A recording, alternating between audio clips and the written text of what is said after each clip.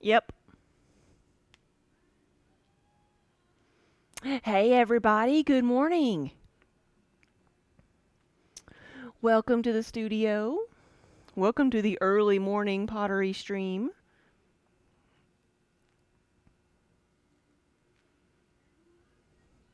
Or I should say the early morning cat stream. Where are you going? No, you don't get to leave. Come on. He's like, all right. All right.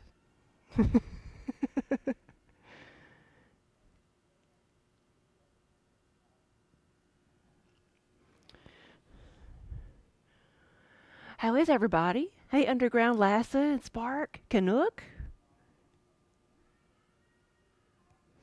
Yeah, hello to Kiba first. Well, he is yeah, you see more of Kiba. Look at that tail. Look at that tail. Here we go. We've got to go for our pottery spin. Come on, buddy. We've got to go for a spin on the pottery wheel. Mm-hmm. Oof. Let me see if I can get him to sit over here. I made a spot for you. And the tail full of clay, right? Yeah. Need to clean him up.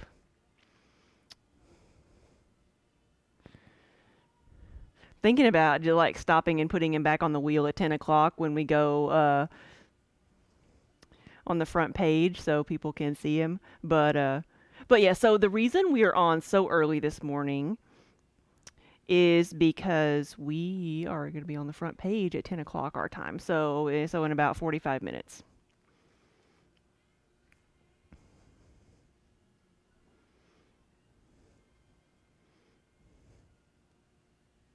There we go.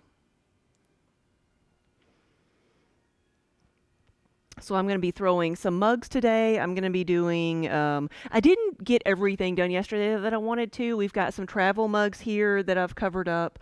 And I did a bunch of pie plates yesterday. And Underground, thank you for the pie plate order.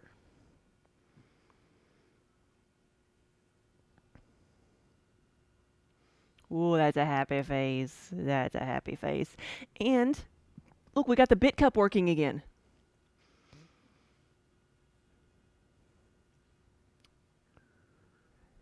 That is a happy face. Ooh, I know. And the tail, that's a happy tail. Whoop, okay, sorry, I won't bother the ears. I'll leave the ears alone. I'm sorry. What's so funny is Trix. So I posted a picture of Trix on Instagram when I started arranging things up here. Kiba was sitting here yelling at me because he wanted to jump up on the wheel because he doesn't jump, and so Trix came up here and jumped on the wheel instead and just sat there and looked at him. He's like, "Ha ha! I got here first." Ooh. It will be a Christmas present to you in which you will make a Christmas present for your family. Ooh. You got plans already. There's Kiba cleaning the wheel. It's like we gotta make the place look spiffy. I don't know why he does that. Happy Kiba. Turkey Kiba. He's huge.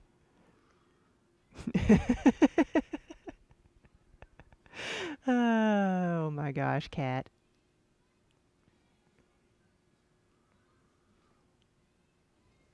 He needs more minerals in his diet, he does.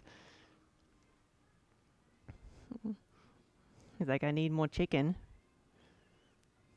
Or turkey. Alright, buddy. It's time to get started.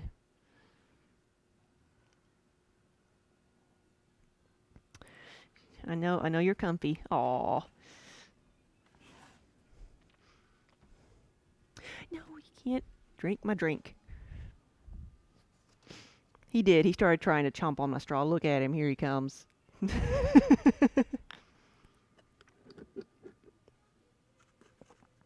Mm-hmm. I know your sneaky ways.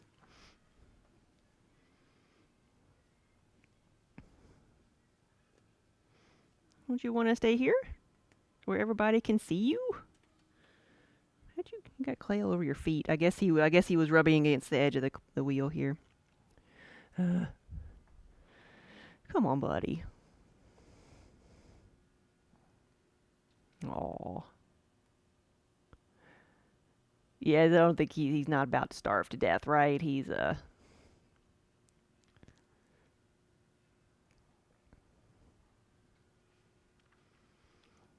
I do need to get something done today, buddy. Coupon code for today is front page. So we're doing a special 10% coupon for everybody. If you're a sub, you already get 15% off. So they will combine. If you're a sub and you have the coupon code, put them both in. They will combine to give you 20% off for today only. Today only. We're gonna try this again. Whoa. You are the most awkward cat ever. Haha, water. The bane of Kiba. He doesn't like to get his dainty little feet wet. Why don't you just stay there? Huh?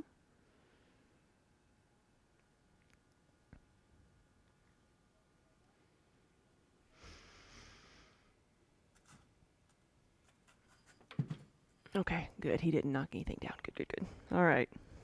Oh well, no more Kiba. Oh, we got Minnie. There was an epic battle a while ago. Seriously though, well, I don't know what happened, but there were some horrific sounds that came from the cat tower because Kiba managed to get right here, which is impressive for him. He doesn't move that well. He got up here, and I came in here after I heard a bunch of screeching, and I saw Minnie like swatting him down, and he left. Like she's like, no, this is mine.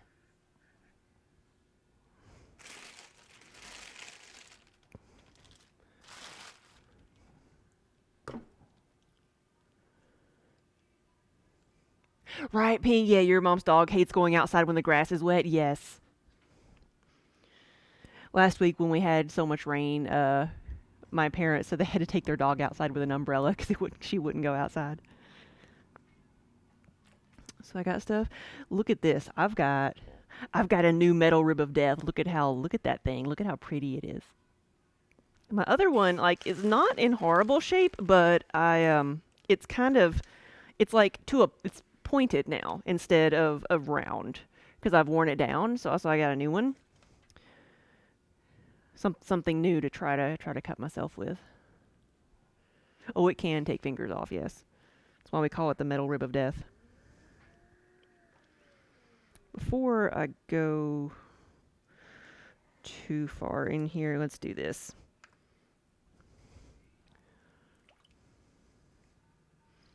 This is what everybody has always wanted to see, right? Let me get some of this goop off of the outside of the wheel.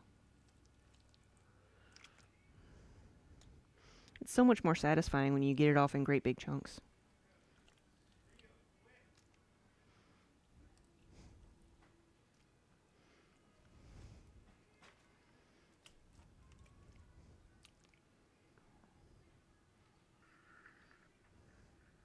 Yeah, girl cats are good at running things, yes.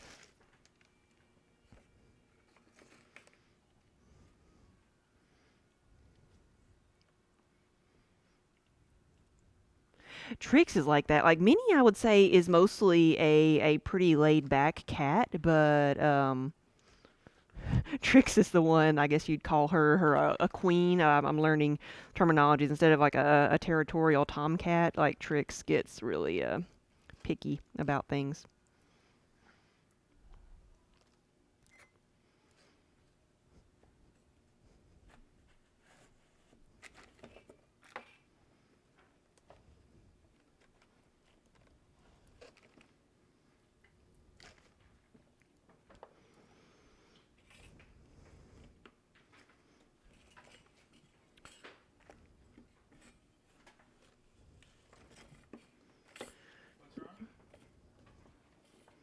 Nothing. Well, what? I was just getting some goop out of the way. There we go. Now I've got a little bit of a gap there where things can drain out.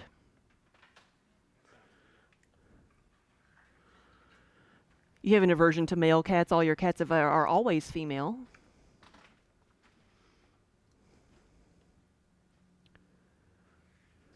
And a wild hamster appears.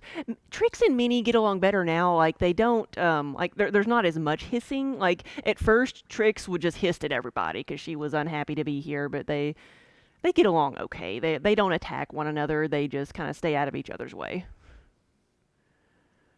Hey Julie, yeah, good morning everybody. So I'm gonna get warmed up with some mugs.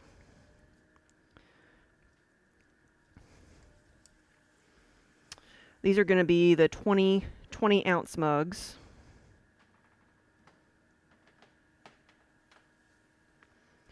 I've got 75 of these I can make today. I'll be making these, and I want to make some bakeware pieces. I want to make some like of the mini pie plates and the apple bakers.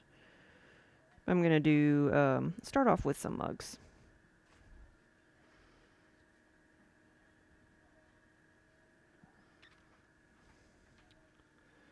Squilky, hello. Yeah, welcome from Scotland. What time is it there? Good morning. What's so I should say good afternoon.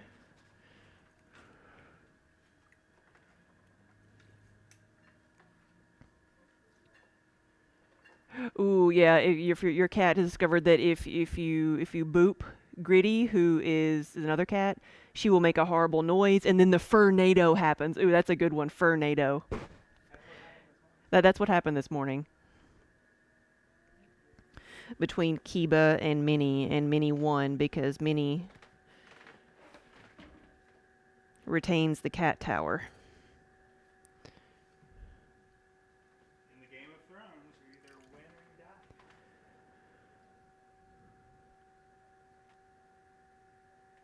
you die. Right, Pink? Yeah, okay, so you finished Stormfront. That was quick. You enjoyed it, and you're surprised I haven't made a mug for Max Place, right?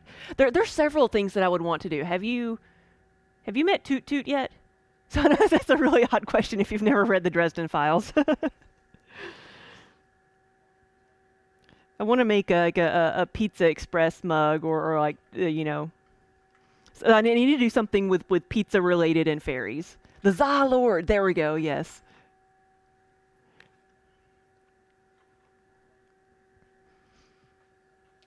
Yes, Wilkie, thank you. And again, welcome to the studio. This is earlier than we normally stream, so good morning. I have to remember to say good morning because usually I'm an afternoon and evening streamer. Let's see how this one goes. This is the first one, so I'm making mugs today. Making it muggy here in the studio, though I can't really say that. It's gorgeous outside.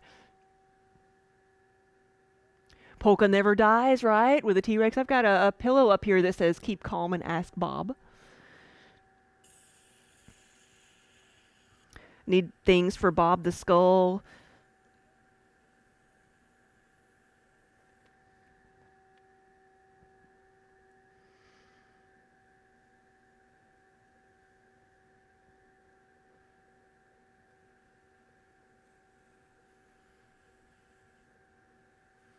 All right, so that's the shape of the 20 ounce mugs. And I'm gonna try to use my orange mug you see there in the background as a as a measuring device.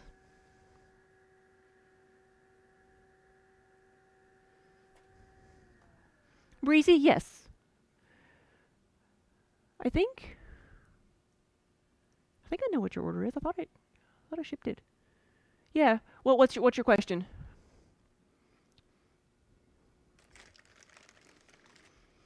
And we're going to use my handy dandy high-tech measuring device. Perfect. Perfect. So I'm going to adjust this a little bit. There we go.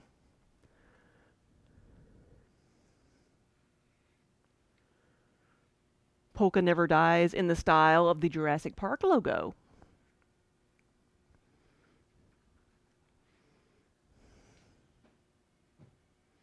Felgar, hello. Yes.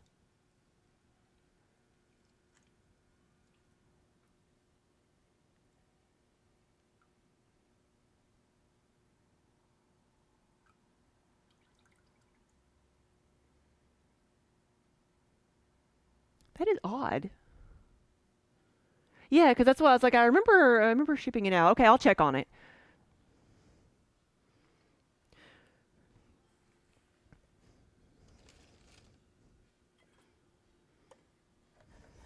Sometimes there's a day or two delay in when they, scan things, but that's been longer than that.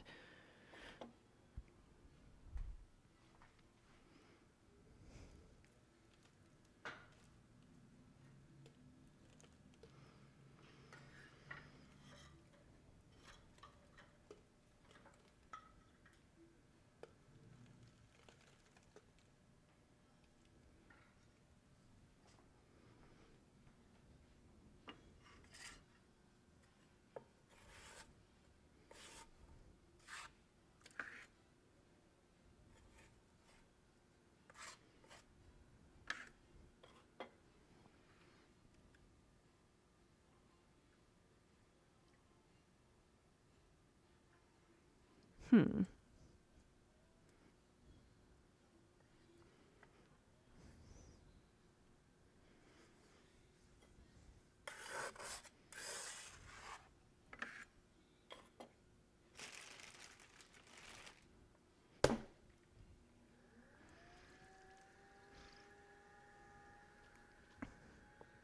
Yeah, because what sometimes will happen is, yeah, I mean, it could have been, I'll have to see. What sometimes happens is they'll pick stuff up or, I'll drop them off and it doesn't scan it at my location here. And sometimes packages don't get scanned until they get to like a regional hub, but it should have happened. So we'll see.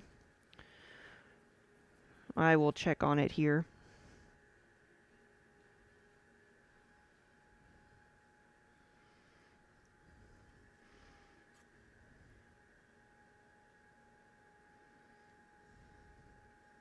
I'm not afraid to go make a fuss at the post office, but I try to do it very politely. Like one time we went to drop a bunch of packages off at the dock because they just tell us to do that every once in a while when we've got a bunch of them, and saying who we were, and then somebody's like, "Oh, you're Amanda." I'm like, "Oh no, what type of reputation do I have?"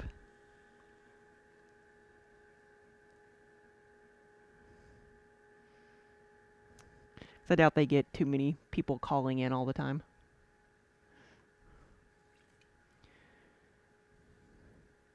Yeah, you had something that said it had not been shipped until after you received it. Yeah. Or, we get the opposite. We get something that says it's been delivered, and then 3 days later we get it. Ooh, there's a mini.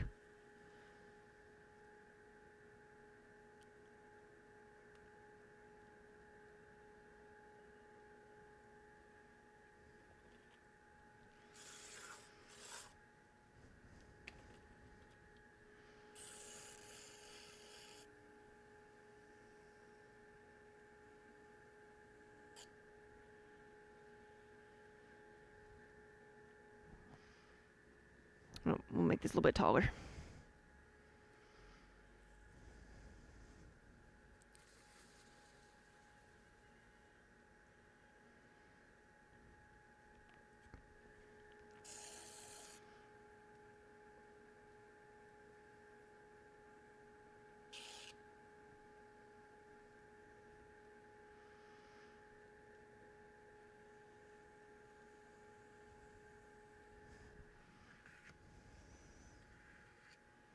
Stream manager's office, yes. She is the supervisor.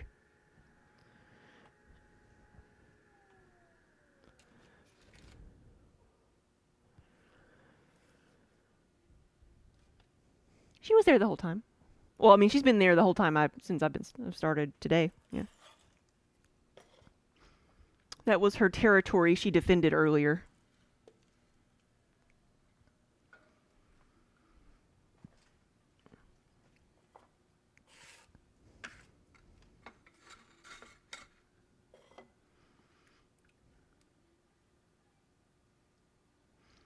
Yeah, kittens, yeah, they're either passed out or 90 miles an hour.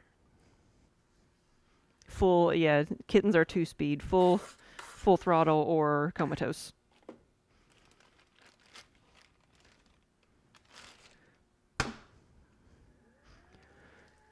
Now she's been wild this morning. She's killed Lizard there. You can see Lizard's head. She's killed him several times.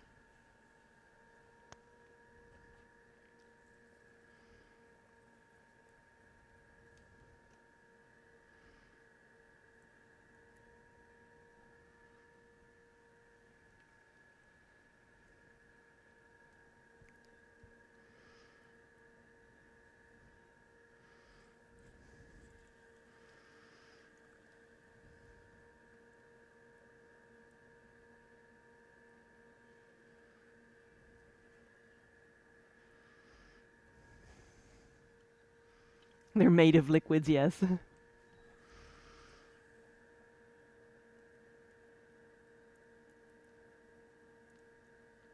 You know, adult cats don't have many more bones. Like the places the cats find to sit and go to sleep, like that cannot be comfortable. You're sitting on a pile of soup bowls. That cannot be comfortable.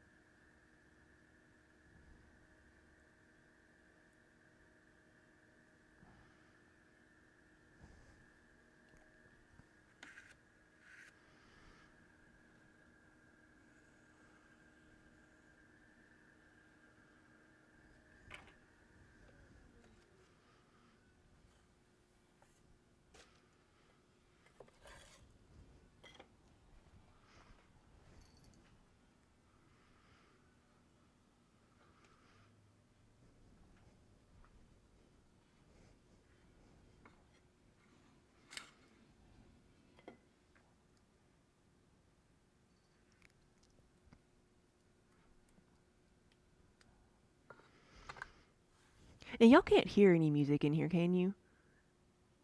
Even in the background, because I can hear my music here. I just want to make sure it wasn't playing on stream. Now, if you want to listen along to the music I'm listening to, the Amazon Music. You've got the widget there. If you have a Prime account, you can log in and listen with me.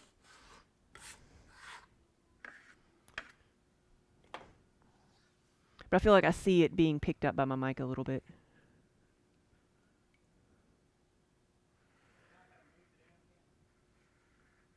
Oh no, Minnie moved. Okay, good. You've been wanting a dog, but lately you want a huge cat. You can walk like a dog. What is it? Is that a minx or a lynx? Is a lynx that act more like dogs?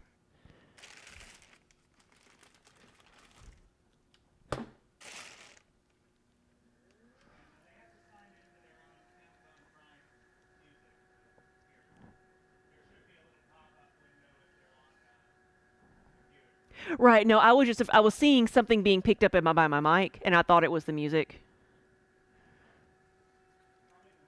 Could be the wheel, yeah.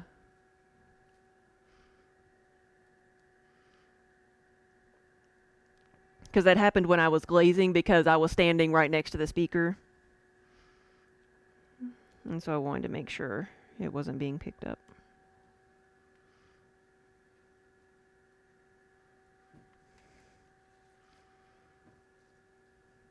And Ocelot, I don't know what that one is.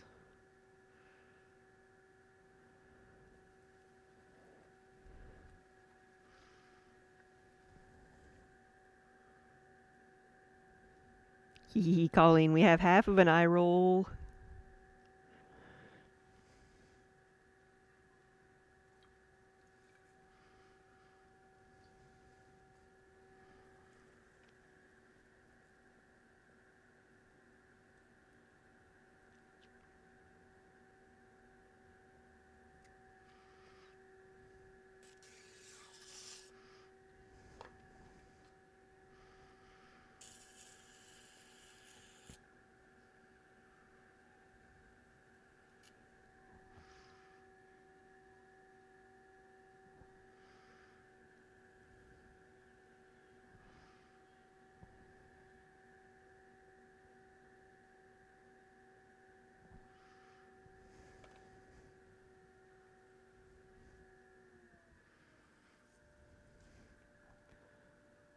That is one of the wildcats, bobcats.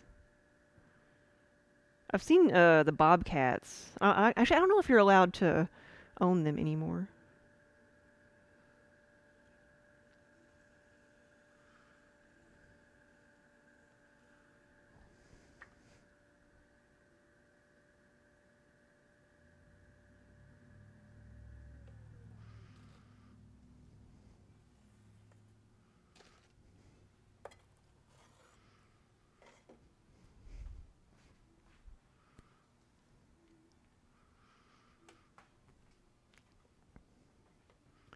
Oh no, Spook! How much is the discount you get with Kiba Kibble? It is 10%.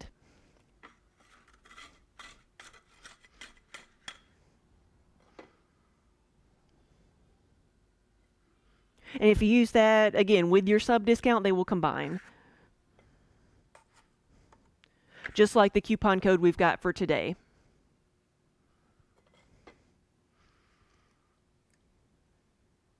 If you sub, your discount is 15%. Kiba Kibbles gives you 10% off, or using the coupon code front page would get you 10% off. And if you use the Kiba Kibble, we'll have to go and issue you your very own one-time coupon code.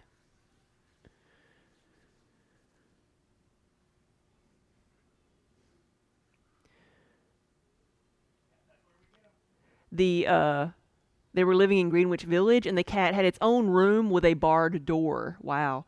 Now, growing up, I had a teacher in middle school that had a cougar, actual cougar as a pet, and I know like you can't do that anymore.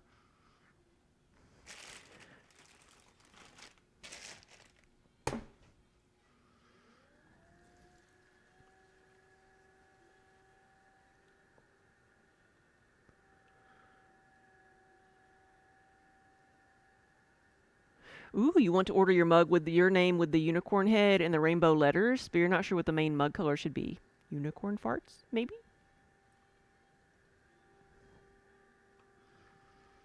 I know you got a lot of options.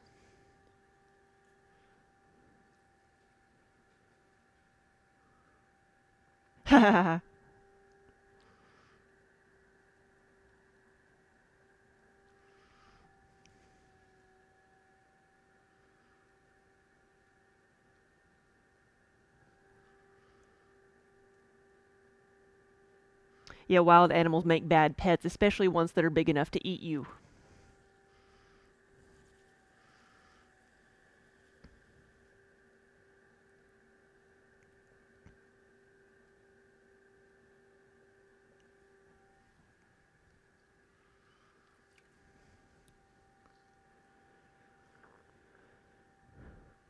It was pink over orange. Yes. I don't have one. Oh, the sample's in the back. Yeah.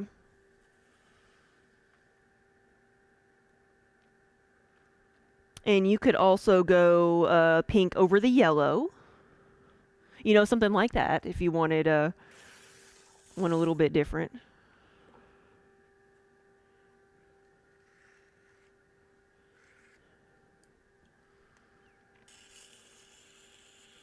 I successfully did orange over red, and I could do the red over orange. So the orange is opaque enough to go over some other things.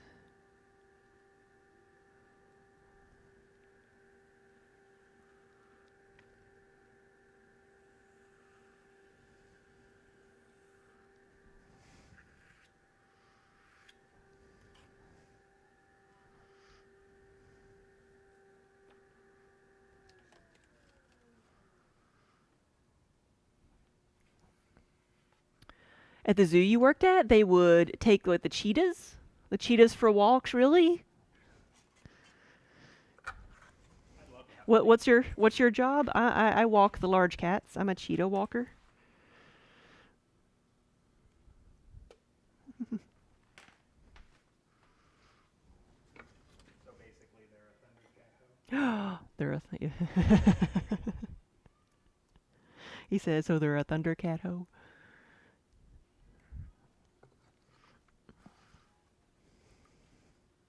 Why did you whisper it into the mic?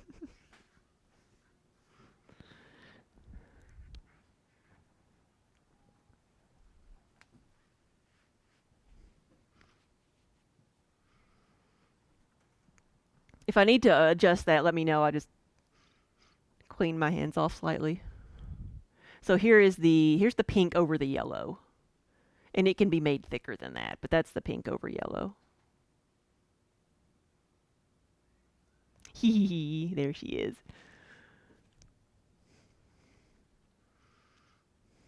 Hee hee hee hee hee. Silence, hello. I'm doing good. How are you doing? Being productive early this morning.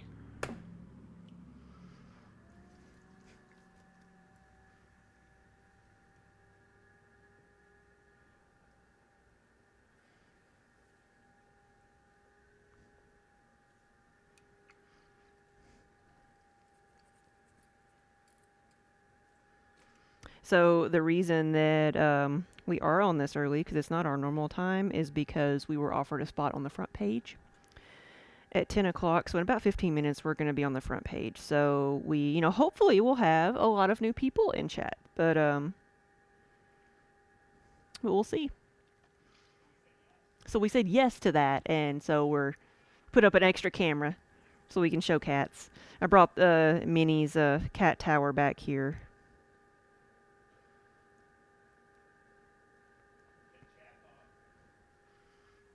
Hmm? That chat bought for us, that's right.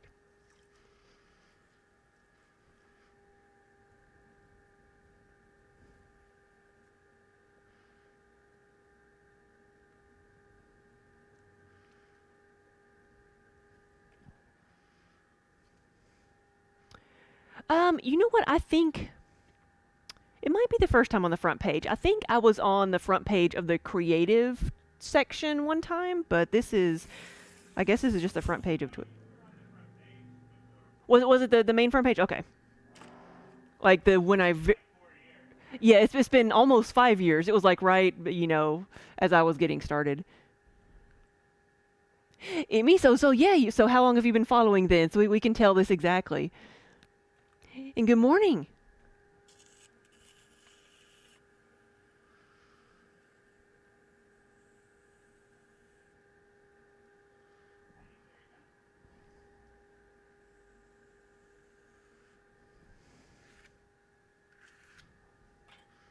Right? It's almost 5 years. Wednesday is our 5 year stream anniversary. Can you believe that?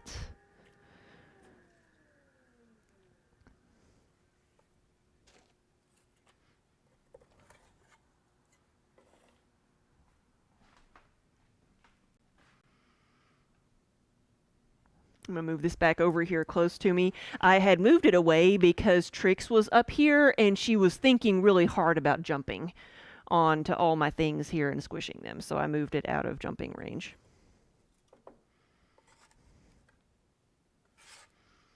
I think she's gone to mope somewhere because I won't let her outside.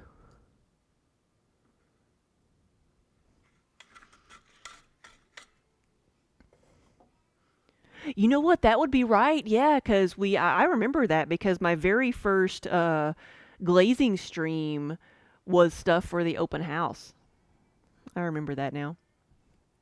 Because the very first glazing stream, I didn't have anything set up in the back, so we brought everything up to the front here, and I glazed things.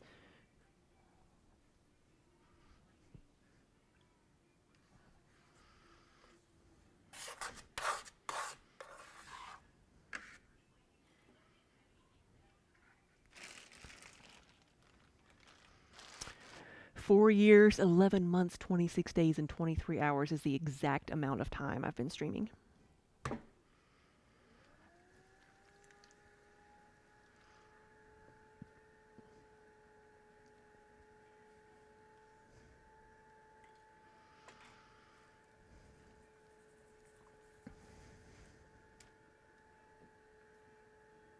I just realized I'm going to be making a lot of pig things because some of the mugs I've got here that I'm making are going to be for my neighbor who is a coffee shop, a flying pig coffee shop.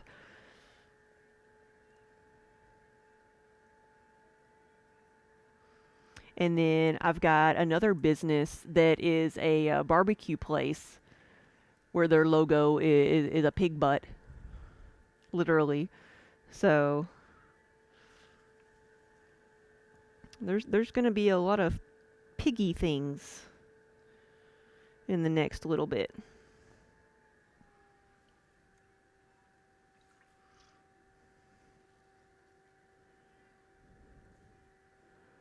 Really? So you remember that? Like, put him when he built that table that's back there, and it sounded like somebody wounding a dolphin. Yeah, because that was probably before we had the mic, because we were just using the camera mic. If you got three letters, then how about red? I would do red, purple, and blue just to keep that color scheme. But if I was just gonna do three letters, I would do red, blue, and yellow. Right? Three main colors.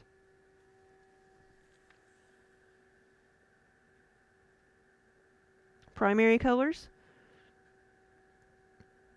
But if you wanted definitely red and purple, I would add blue to that.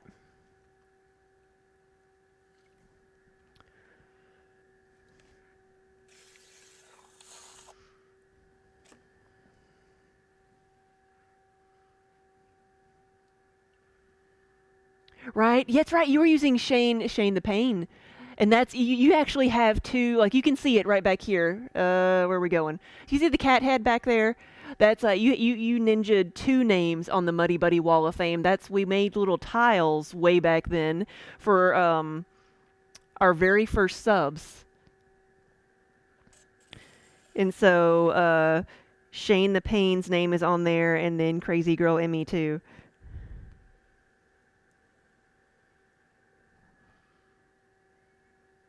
I think you can actually still see the Muddy Buddy Wall of Fame if you go to the studio view.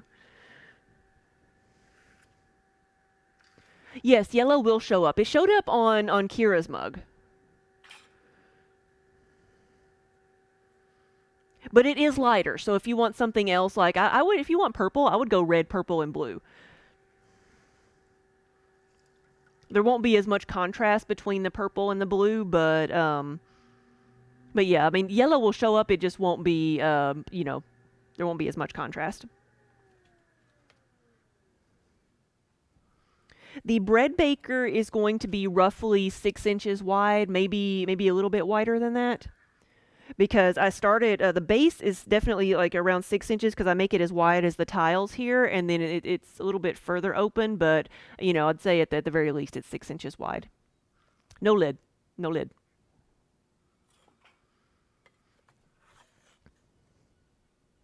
It's just it has the taller walls. I don't even think I have one finished up here. But I have a couple in the back that are not spoken for glazes. I don't think I have any finished ones.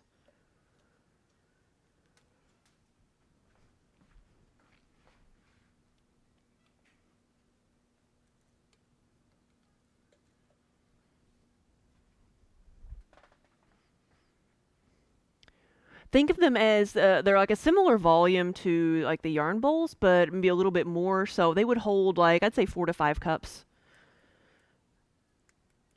I'd even like say maybe 6.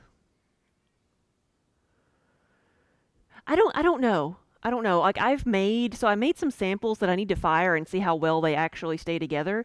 Where I made some casserole dishes that were all one piece. So I made just a big bubble dome basically, and then cut the top part off so I could have a lid that fit perfectly, making them all together. And I've got to glaze them just to see how well they do. Because my theory was to have a casserole dish with a lid that then you could have the lid also flip over and be a serving dish, a bowl.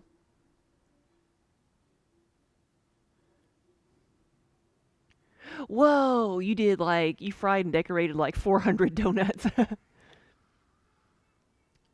Oh, I'm glad you're full time as a baker at a grocery store. Nice.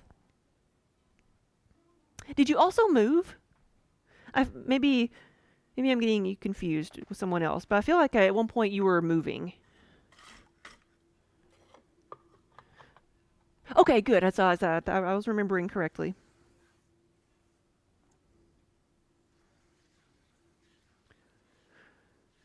How many were sampled for quality? Yes.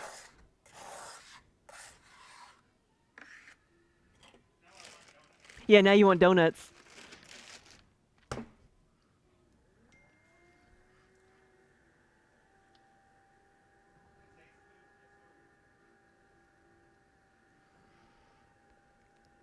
So, do you ever get tired of the donut smell?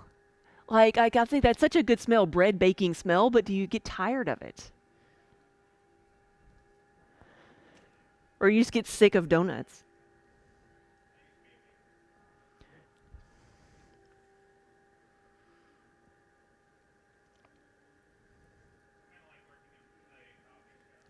Yeah, like just working with food. You either don't notice it anymore, or you start getting sick of the smell and you don't like it anymore. Where was it?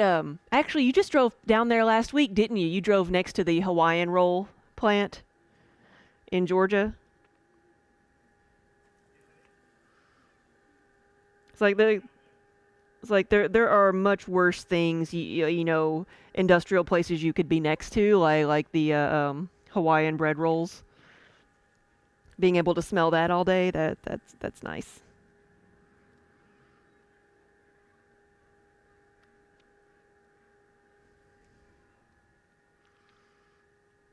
Yay, thank you, Spook.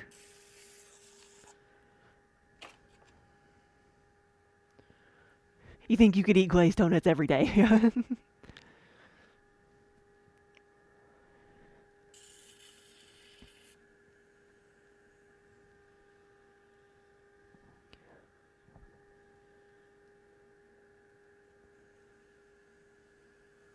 Like when I worked at Disney World, worked at the hot dog shop, and that's all we sold was hot dogs, and so and the fixings for them. So like it was a long time before I could eat a hot dog or stand the smell of anything like that.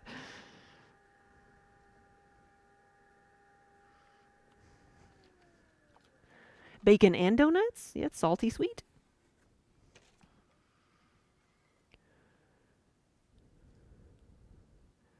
Pez, you work next to a Pez factory. On certain days, you can smell the fruity sugar. Yeah.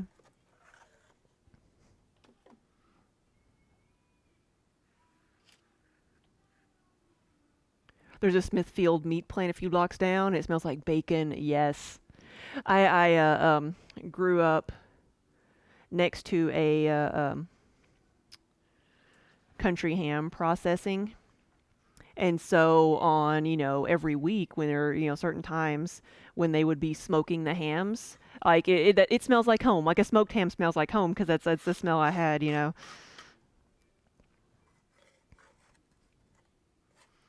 is a good smell.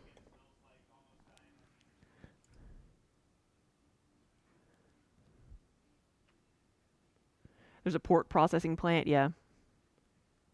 Yes, every time you drove through, you would want Slim Jims. Yeah.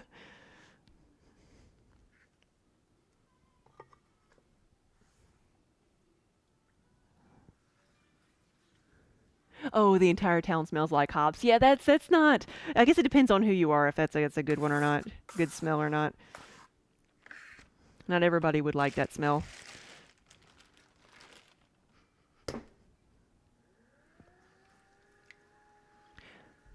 It's like when I worked at the aluminum recycling center.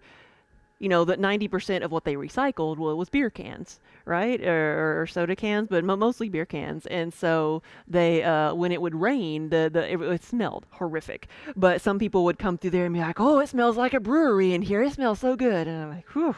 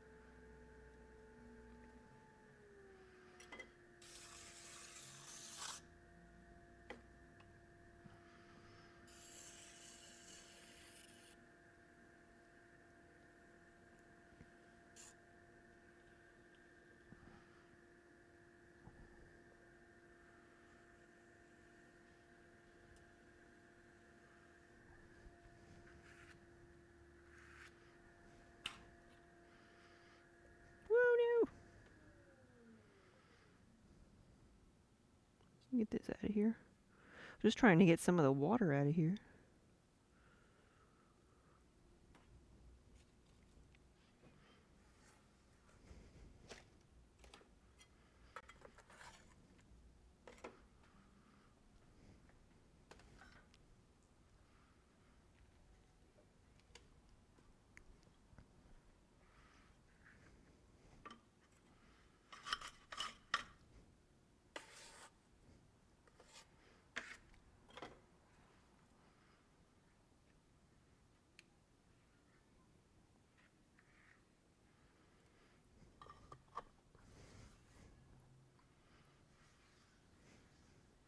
Your friend used to work for Pez. His job was picking out the broken bits so they didn't clog the machine. Oh.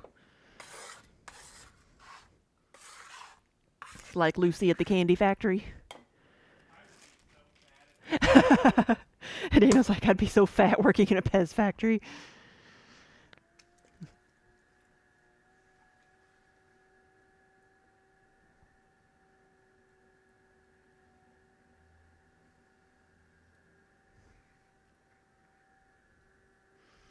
Yeah, the places you wouldn't want to work because you would either like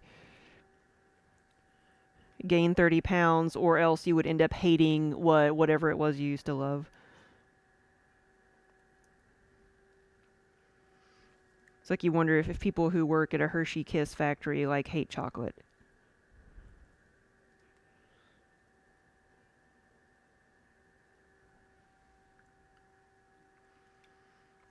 Cranberries.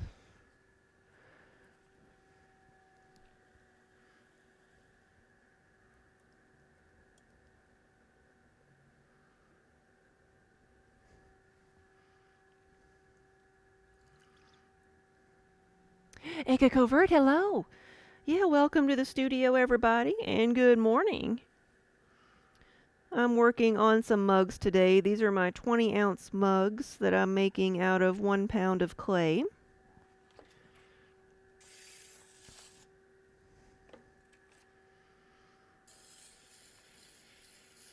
Just finishing this one up, giving it a little bit of shape, and we'll make sure it's close to the right size. Which it is not, so I'm going to make it a little bit taller. I'm using the mugs over here to measure. What a concept! Thank you for the follow. Saxophone. Welcome. It is satisfying. Like it's a lot of people tell me it's very mesmerizing to watch, but it's just as mesmerizing for me to do because it's very easy to get caught up in the process and just completely lose track of time. But good morning, everybody. Hope you're all having a good weekend, and thank you so much for all the follows. There we go. That's better. So I'm using my orange mug over here to measure the mugs with, using my camera to measure these with, so I don't have to constantly get out my measuring stick. Now I'll cut this off and set it aside. I use the tiles so I don't have to like physically try to pick this up, or that would just squish it. And set it on my rack over here to dry. And we'll start another one.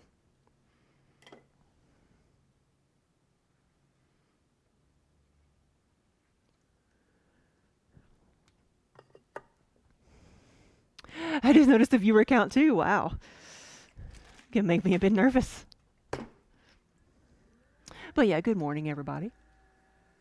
Hey, Simple Things. And Wendy. Oh, really, Colleen's like, you never drink wine again after working at the winery?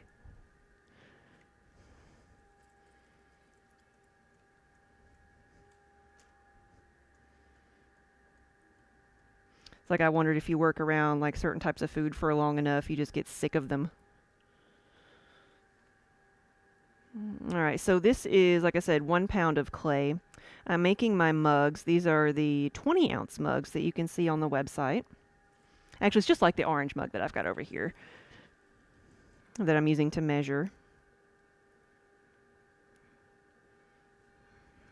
Balancing precariously in my wall of junk.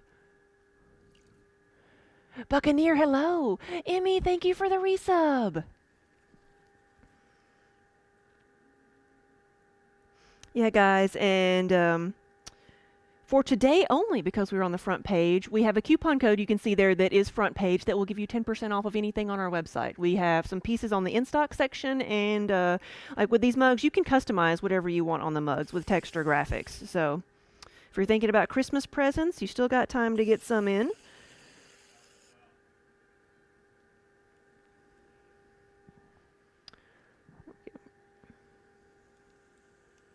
There we go.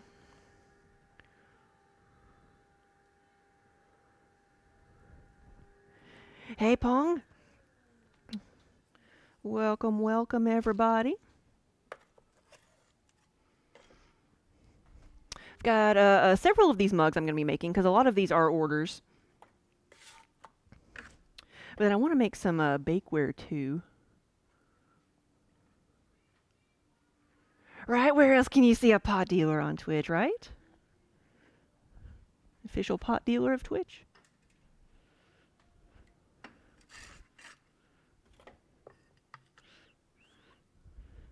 We have a big van that we use to travel to shows and such and deliver pots with. And we put in a request when we got it. We've only had it for like a year.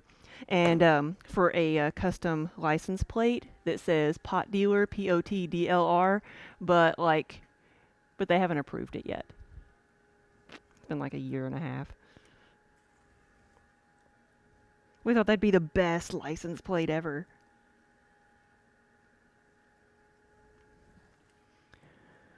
Pot, PAWTDLR. Yeah, we only got 6 letters. We only have 6 letters to use.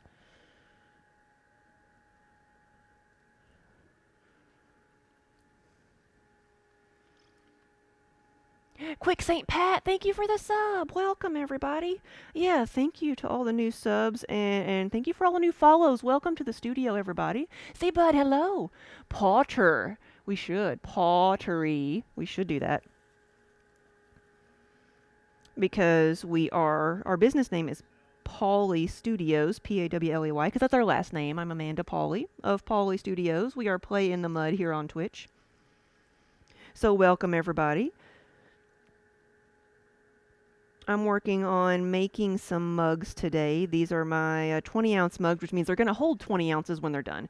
They're a little bit bigger than that now because the clay is going to shrink as it goes through the firing process. So everything that I make will shrink about a ½ inch. Or at least the mugs will shrink about a ½ inch. There we go. Shape it a little bit. We're going to get the water out of there. And then cut this off.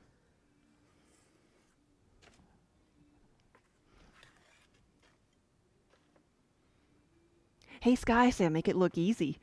Practice, practice, practice. Don't worry. Every once in a while, we do have some epic, claytalities. Right,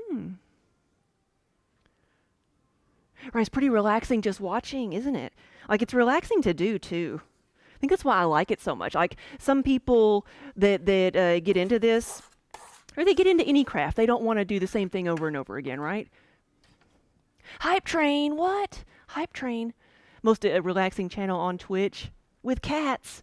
We have cats. We have Minnie back there. She's snoozing right now. So this is 1 pound of clay that I'm starting with, and then the first step when making anything on the wheel is to firmly attach the clay to the wheel. So we threw it on there, and now I'm going to center the clay. Milk, is it hard to do pottery? I wouldn't say it's hard. It just takes a lot of practice. I tell people, because I do classes too, that you can learn the basics in 1 or 2 classes. You can get it down and you can start making things. But it takes a lot of practice and a lot of time to sit down and say, I want to make this thing this size out of this much clay, and do it consistently. So just like anything else, it takes practice.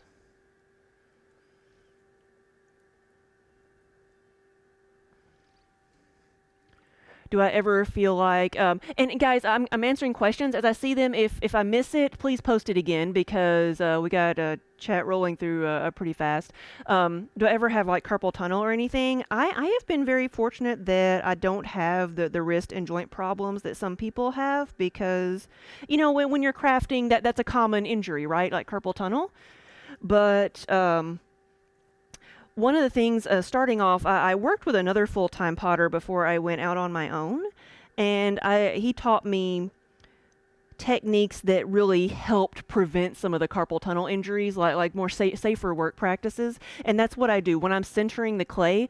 I like instead of pushing with my wrist, which is how some people are taught to do things. You bend your wrist and you push to center the clay. Instead of doing that, I try to keep my wrist and my hand straight and push from the sides. So I'm really using more of my shoulders than my elbows and my wrists. So it helps just do things put less pressure on your joints and stuff.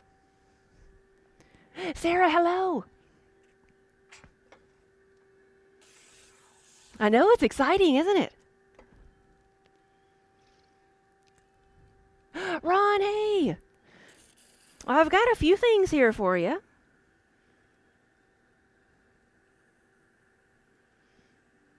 If you need to send anything out, I've got a few made up. There we go.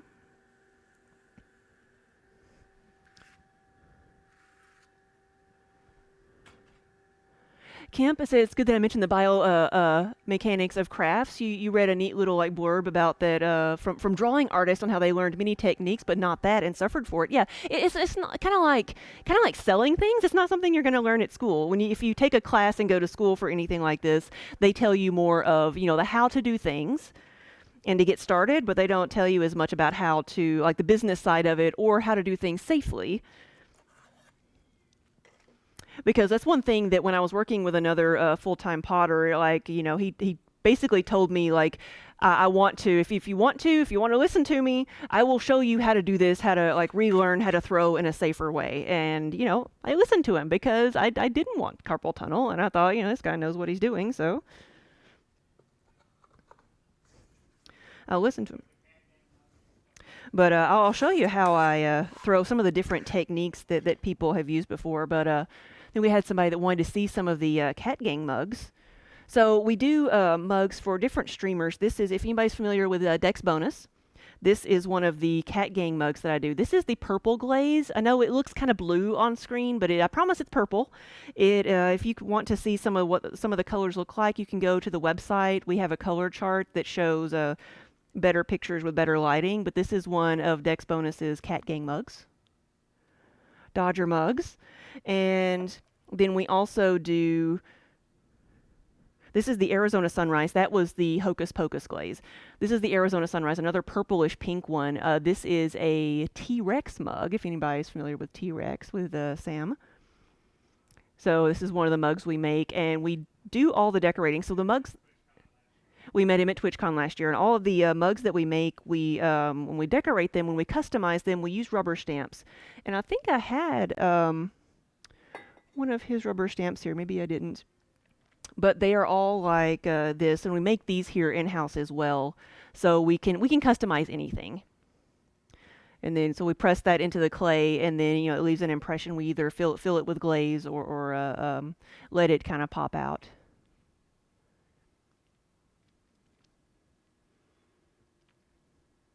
Caring for life. My voice is very relaxing. Thank you. I say all the time, like it's hard to be kind of angsty and upset, like when you're being creative, or for me anyway. So I try to have a very relaxing, laid back stream, except for when the cats jump on me, because the Bob Ross of pottery. What's a fandom mug? Daniel's gonna grab one. Daniel is also the Wonder Hamster on Twitch. If you ever see Wonder Hamster here, that's Daniel. Look, there's one of the Meeple mugs. We got pictures of those. I love those. So those are a new thing. I don't even know if we have them on the website, but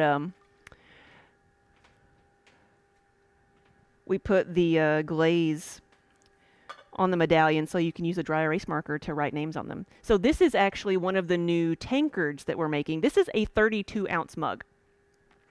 But a fandom mug is something that has to do with a fandom.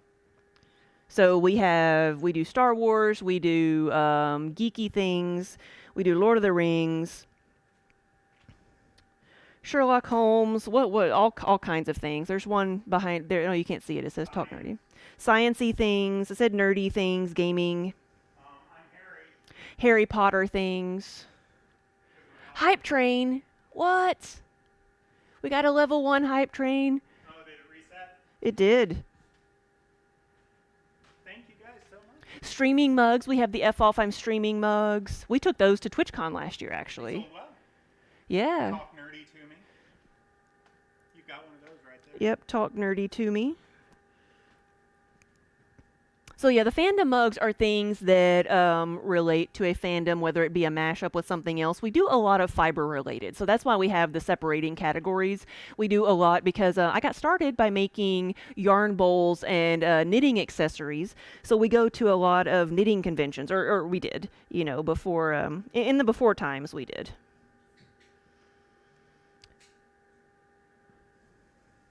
So we have a lot of fibery mashup things. But you can put anything you want to on a mug. So, names, quotes, anything. Emmy, yeah, you have the sheep bowl, and your roommate has a mug that says "Knitting takes balls." Yes. Now you have a sheep that's not even a yarn bowl, so you can have you can order them and without holes in them.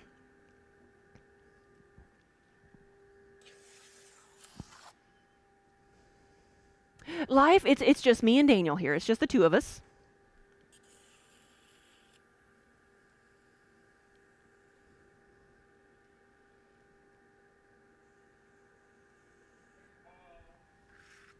Paul, hey!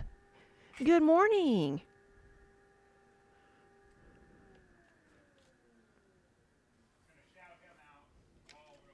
Okay. We're going to give a shout out to Paul Pape Designs there. He does all kinds of sculpting.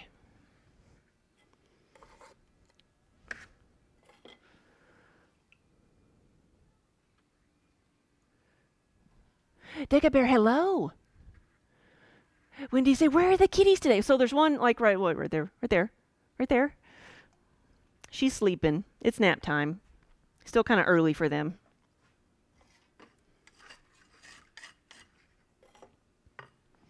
That is Minnie, Minerva.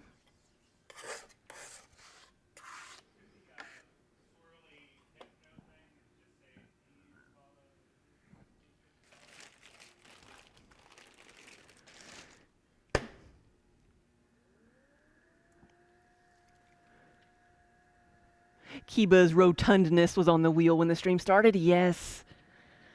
Kiba went for a spin on the pottery wheel.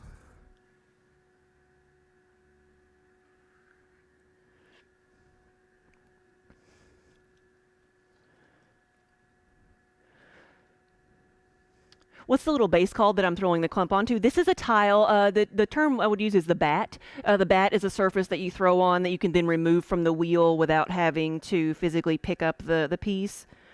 And that's the reason I use the tiles. It's so that I can throw the base of this thin enough that I don't have to trim anything. And then once it dries a little bit, I do cut these off of the tile, and then as it dries enough that I can pick it up, I just remove it from the tile.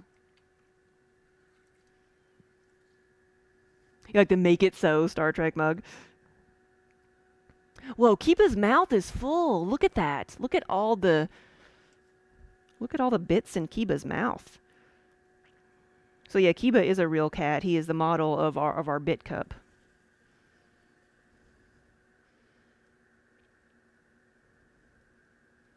Because Twitch does help us pay our bills. We are full-time potters here. Full-time streamers.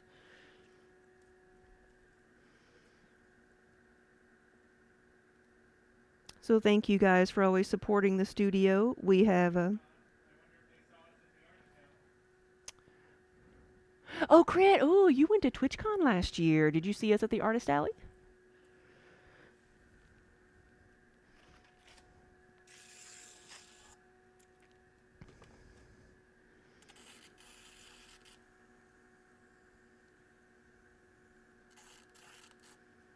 Yeah, we were so sad not to be able to go to TwitchCon this year.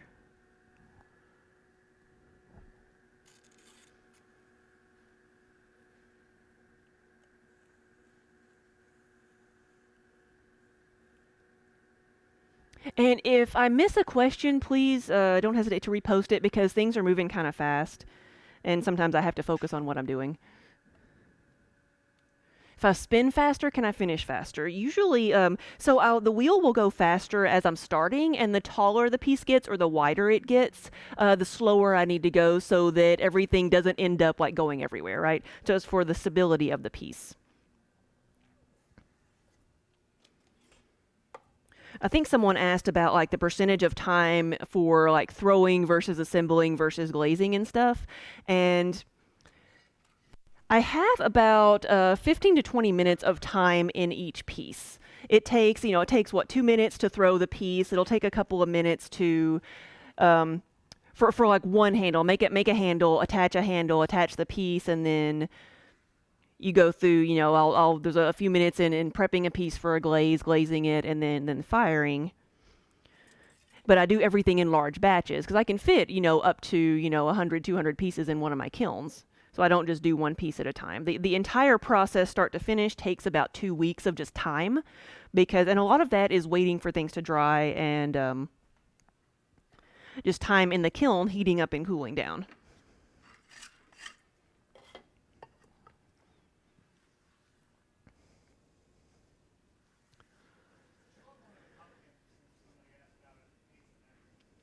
Do I ever make asymmetrical pieces? So like I love asymmetrical pieces. I love the way they look, but they're just so like for me like making one on purpose. It just like it goes against the things that I can do. But I have some swirly mugs that I make, which is the closest I think I get to stuff like that. But I love the way these look here. So I've got these swirly pieces, and then I have a pumpkin that I made. So the swirly pieces are, they're a little bit wobbly on purpose, and I like the way the movement that it looks like they have. 20 ounce, is that a half a liter? Is that right? I'll have to look. Yeah, I do make teapots, and we've got the pour over coffee makers. I actually have some in the kiln that I did the last firing I did. It's like I saw one here, and then there's one. So I've made a bunch of pumpkins this year.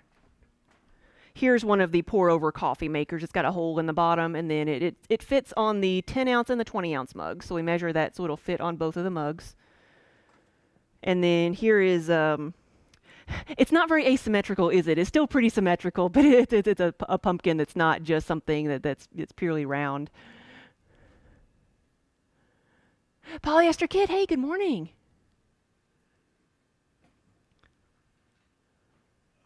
What got you into pottery? You know what? I took my first pottery class, like 17 years ago? 17 years ago, almost 18 years ago. My goodness. I took my first pottery class in college. I've always been artistic. I started out drawing, but I have an art degree, and I never really had access to like a pottery wheel or a lot of clay. It's something that's a little. So this is something like still symmetrical, but it's a teapot, and I like having fun with the handles, and I like making things that have movement to them, and playing with the texture and patterns. Oh, Dragon Con, yeah. We used to go there a lot.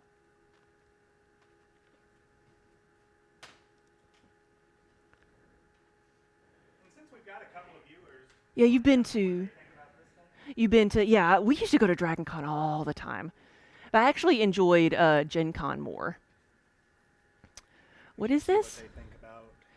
Let me Yeah, What do, you're what do gonna you have to think? be We think about my not teapot. What do you think about my snowman? So I may actually do another test for that today, because my theory is I want to make a set of stacking bowls that will look like a snowman. I want to make some holiday themed things because this year is the first year that we have a little bit of extra time to make different things. Those they don't fit together that well, so I want to measure some a little bit differently and have a set of stacking bowls to make a snowman.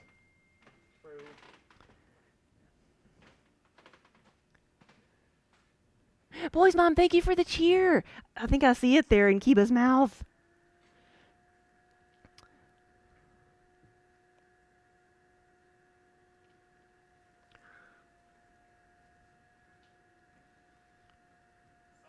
Solid yellow. Couple puffs in back. I've got one right here. So solid yellow, like this is pink over yellow, but that's what the yellow looks like right there.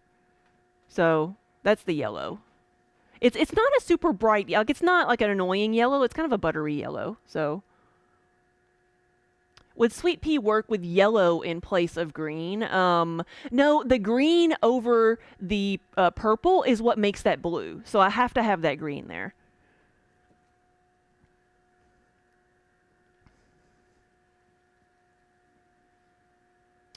Alexis, you're impressed. I can read chat and make things at the same time. I know I'm missing a lot of things, so please, like, if you have a question, don't hesitate to ask it again because I can't watch all the time. But after streaming, I found out that a lot of what I'm doing, I do by feel. And it's not something I realized until I started streaming, and that I was like, oh yeah, I'm able to read and talk to people and do what I'm doing and at the same time. So here's a yellow yarn bowl. How do you earn the rainbow paw print? That is our 6-month sub badge. So the paw prints for 1, 2, 3, and 6. There we go. Are paw prints. 6 is a rainbow paw print badge. And then it goes into our mug. Then it goes into different mugs and cats. That's what I was going for. Decorative, but also functional. That's what I wanted to do.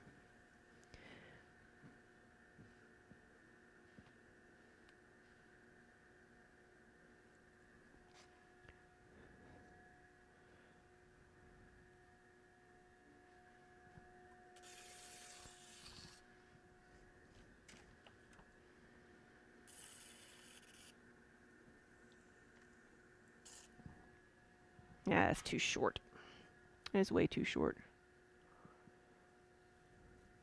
Do I make plant pots? You don't see any on the website. We make little ikebanas, which are shorter, shallower flower vases, but I don't do a lot of, I don't have a section for just flower vases. We do more like eating vessels and baking vessels and things.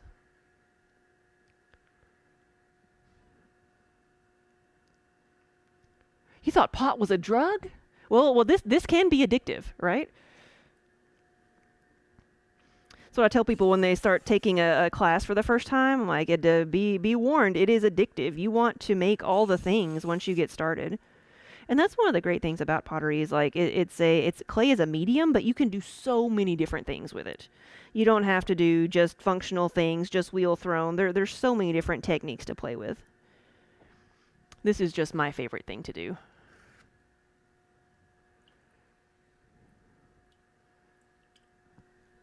That's what I was thinking, to measure the bottoms of the snowman bowls instead of the middles, because that's what I did. I measured the widest part and was hoping to stack them that way, but I need to measure the bottom so that they will sit better. The canisters are not airtight, no. They do not have any type of rubber seals.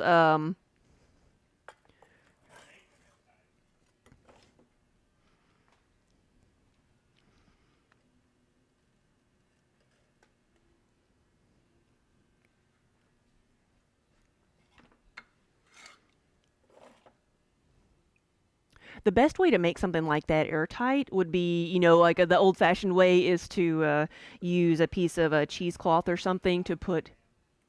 Hmm?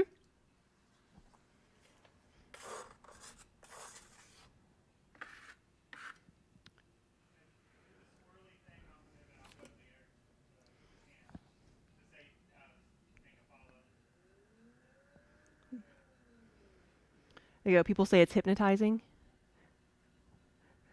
So please hit that follow button. Please hit that follow button. See, the mic is awesome. This is a Shure mic, wireless mic, so I can use this and go back and forth to the front and the back of the studio because we have a station here and I have a station in the back where my kilns are, where I do the glazing. And plus, it's somewhat waterproof. It's like one of like a workout mic. So it's a good thing to have here. So you can see all the different all the splatters that are everywhere. Is this type of clay used for sculpting? This is a water-based clay, and it can be used for anything. It just depends on what type of sculpting you're going to do. So this clay needs to be fired. So if you were going to use this clay to sculpt with, you would have to fire it in a kiln, or you would sculpt it and then cast it and use it, make a mold, and cast another material into it. So a lot of people like Paul, who was in here earlier, Paul Pape Designs, they use Sculpey and some other materials that bake at a lower temperature, so you can use them and maybe not have to fire them as high, and they're maybe a little bit better for sculpting smaller things especially. But this is a water-based clay. This is a Cone 6 porcelain clay body, so it'll fire white. And I use this because it's good. Like, you can't use Sculpey for functional things. You can't use Sculpey to make like a mug out of. I'm making things that you can eat out of, bake in, and then use for foodstuffs. Divine Pathways, hello. Good morning.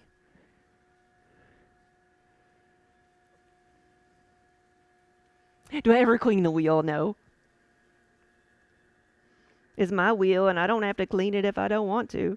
No, so like cleaning the wheel, if I had other people in the studio, or if I was in a community studio, it would be much more important to clean the wheel. Or if I use different types of clays, then I wouldn't want to cross-contaminate them. But no, I hardly ever take time to clean the wheel. Hey, Ron. You say, this stream is on par with Brock's? Yeah, that's a compliment.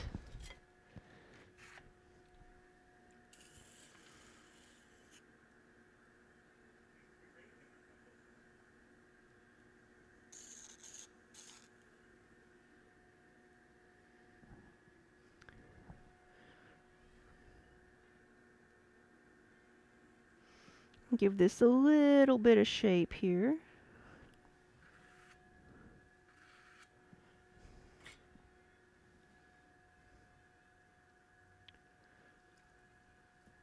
What would prompt me to use a different type of clay for what I'm making? If I wanted a different color, so you can get different colors of clay. If I wanted a darker clay, or the other type of clay I use fires to the same temperature, it's about the same color, but there's another type of clay that I use that has a lot more grit in it, so it's a lot tougher. I know, so Ron at the Buffalo Wool Company is one of our customers. I'm going to grab one of their mugs because I see one over here. We make their mugs. But like, if you see any of the pieces that are copper looking, that's made in the raku firing. I use a different type of clay for that. It has a lot more grit in it. That way it can handle thermal shock better. So this is one of the Buffalo Wool Company's mugs that we make. Julie, thank you. I'm not going to precariously perch this. I'm going to put it back over here. Julie, we will get you that coupon code so you can use your Kiba Kibbles for many different things, your stream points. One of them is for you can redeem 50,000 Kiba Kibbles for a 10% discount. But don't forget, today only, you can use the coupon code front page. Anybody can use it. It is for 10% off of anything on the website, in-stock items or custom orders. Today only. But if you sub to the channel, you get a 15% discount. And for those of you who are subbed, the discount code, you can use both of them and they combine. It's our way of saying thank you for supporting the studio.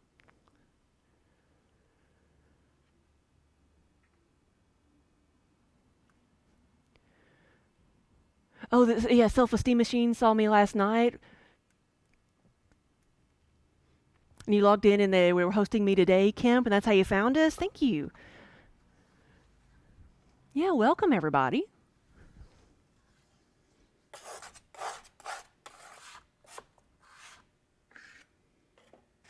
So these are just plain old floor tiles that I'm using here to throw on as my bat system.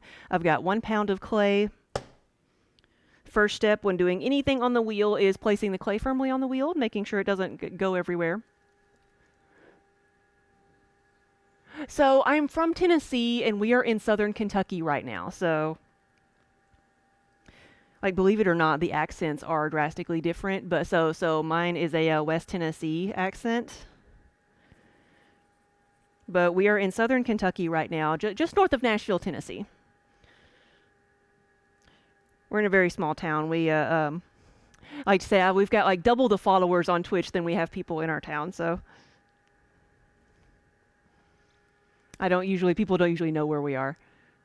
But if you want to see the front of the studio, go to our studio view and you can actually take a little tour of the front of the studio, how we had it a couple years ago. We've moved a few things around since then, but it gives you kind of an idea of what things look like in here. You can see our old setup.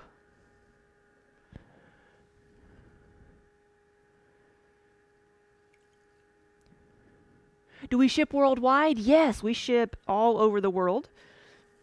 And you can go to the website and put in your address and it'll give you a shipping quote.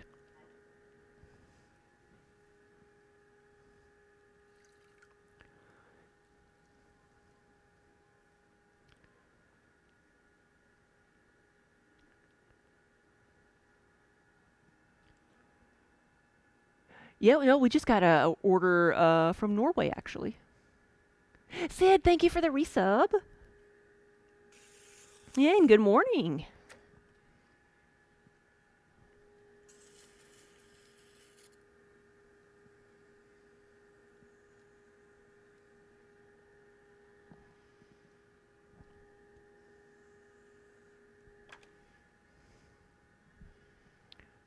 Tara Brew, hello. Let's stop that first.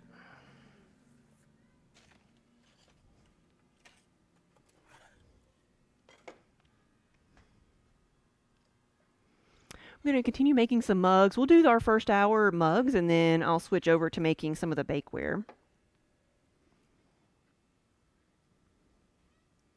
Derpy said, "Oh yeah, you love teapots, and you're always looking for interesting ones." Yeah, thank you. Like Colleen said, if you send us an email, I can send you pictures of some teapots that I have that have been bisque fired, which is the first firing, but have not been glazed. So I can show you some of the shapes that I've made before, if you would like one, or some that are already processing.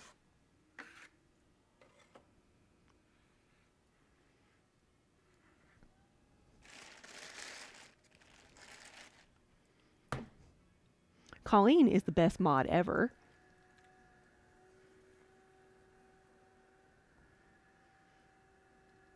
Mia, hello.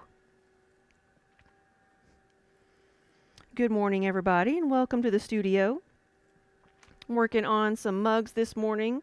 Again, this is 1 pound of clay that I'm using to make my 20-ounce mug, which means it's going to hold 20 ounces of fluid of, whatever you want to put in it, whether it's coffee, tea, hot chocolate, bourbon, whatever. Whoa, Buffalo Wool, thank you so much for gifting the subs. Whoa. 10 subs, thank you so much, and welcome to all the new Muddy Buddies. Enjoy all the cat emotes. This is an electric wheel. I'm actually standing at it, so I control it with a knob over here. It actually took a little bit of getting used to versus using a foot pedal. I went from being able to adjust the wheel with a foot pedal to how fast my hands were going to having to adjust the speed of my hands to the wheel. So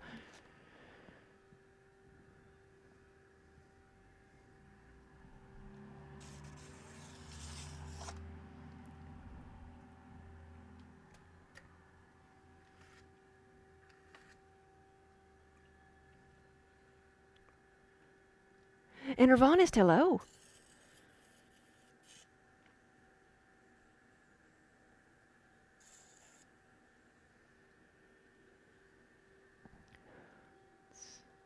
adjust that a little bit. There we go. That's perfect. So I'm making these. I am measuring these as I go. I'm measuring them with my orange mug I have over here. The rim of the orange mug is how I'm measuring these. Otherwise, I'd have to get out my super duper high tech handy dandy measuring stick here, and this is just a little bit easier. But I started out measuring it with that, and then adjusted my precariously perched mug over here. This is a mug. This is going to be a mug. Yeah, this is going to be a mug similar to this one. So you can see how much they shrink. they shrink quite a bit in the kiln. Set that there. It'll need a bath.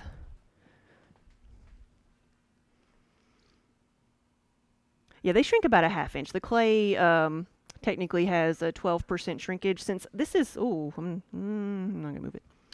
Maybe I will. It's like there's a cord here. It's like since this is on wheels, I'm gonna roll it around. There we go.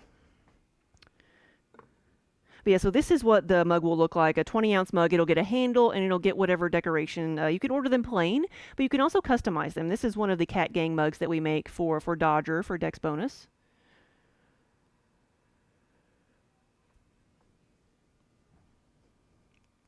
Where to have this sitting? I had it right there. Now, yesterday I was making travel mugs. That's what is covered up by the plastic here. And so this is one of the travel mugs. This is one that we make for T-Rex, if you're familiar with T-Rex's stream. This is their logo. And then on Monday, I'll be able to assemble these. I'll let these dry out, and then make up the handles and the medallions for whatever I've got on order, because most of these things are orders. And then we'll put them together. So if you do place an order, you get to see things made from start to finish. So we start the process by throwing the bodies of the mugs. We assemble them, glaze them, and then usually even open the kiln on stream, so you can see everything from start to finish.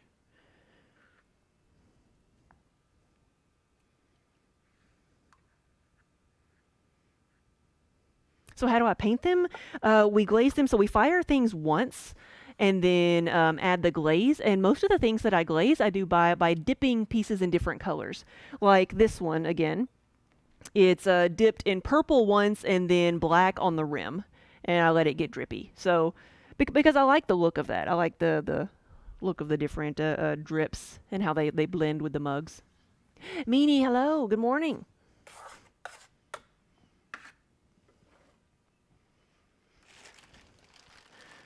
Frexa, you've never seen a stream like this one before. Very cool. Well, thank you for stopping by.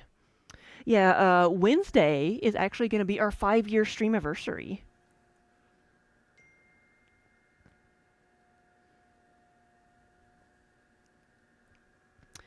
This is my full-time job. We are full-time potters here.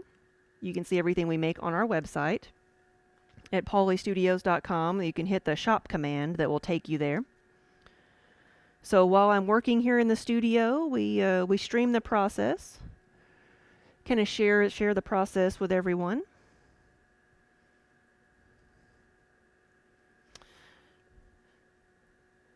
And many of you are kind enough to keep me company while I work.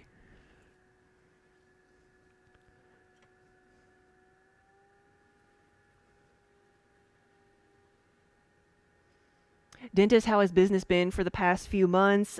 We have taken a hit. It has been different because normally we would be traveling a lot. We part of our business is wholesale. Part of it we do retail shows and retail events, and of course all those are gone. But we have been doing business on our website, which is what's kept us afloat. So that and the Twitch stream, that's it's kind of saved our butts.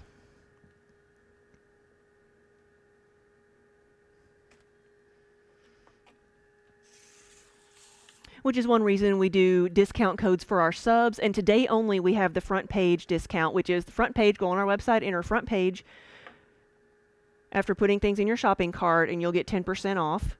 But giving a discount code to some of our subs is our way of saying thank you for supporting the studio, because we are a small business here and every little bit helps. Thank you for helping keep the cats in kibble, because if you've seen Kiba there, you know he is about to waste away to nothing. Though he's not being very sociable today, is he? We got Minnie. Minnie could put on a convincing starving cat routine. She could. She's little. Hee hee, there's Kiba. There's our Thanksgiving emote. And a lot of these are new. A lot of these are brand new. We got some new emotes in the past month, made by Baban Illustrations here on Twitch. She does wonderful work. Chestnut, you're very welcome. Thank you so much for stopping by. Yeah, we try to provide just a nice chill place to hang out. I tell people, you know, it's hard. It's hard to be angsty and upset when you're being creative, or for me anyway. So I go to crafts and to the making of things and working with my hands. I go to that when anxiety gets to me, when I need to calm down. I can focus on making things. And it really helps calm me down and lets me focus on something besides what I'm worried about. So that's, I think, one reason I enjoy this so much. One reason I enjoy making multiples too, because making multiples of things. Pew, hello. And hello to your 6-year-old. Good morning.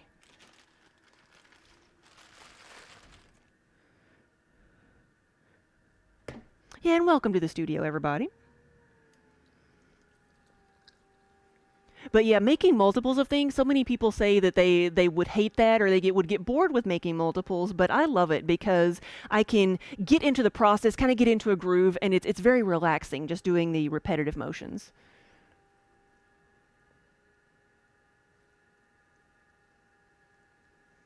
Does the feeling of clay under my nails bother me? Like not right now. When it dries, it can get annoying. So, but the good thing is everything is water based. So it it cleans off really quickly, but it will dry out your skin. That's probably the worst part of it, because this is a very smooth clay. Like, it feels good on your skin. It's very smooth. But once it dries, like, it does take all the oils out of your skin. So especially during the winter time, I go through a lot of lotion.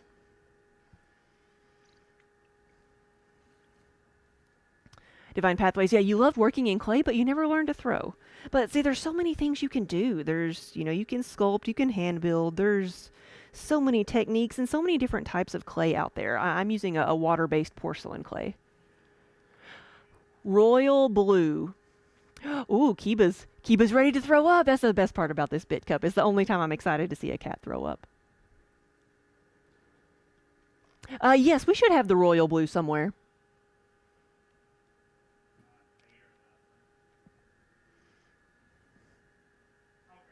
Okay, I know there's one on the shipping table. There should be a police box mug that's royal blue. Okay.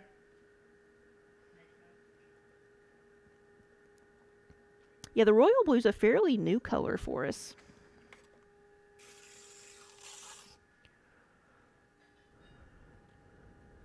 Cute and kind. Hello, potters are cool. Thank you. We just call ourselves pot dealers on Twitch. Made a gravy boat that looked like a Victorian tub with an old brick wall. Oh, that's cute. Have I ever made such as like a vial and potions? Look at the mana mugs. Look at the gaming mugs. We'll have a Daniel grab one of those too. Like, I've made small, like, little, like, mini pots, mini vases, but I made mana, health, and stamina mugs specifically to look like potions. Like it's a mana potion. But it's the size of a mug with a handle. But we have pictures of them on the website.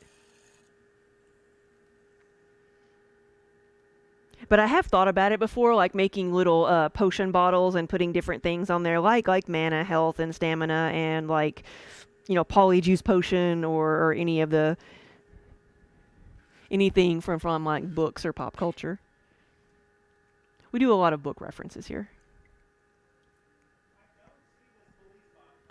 Okay. I've got one that's the Buy Me Yarn Okay. in the bottom. That'll work. The Royal. It's the mana blue.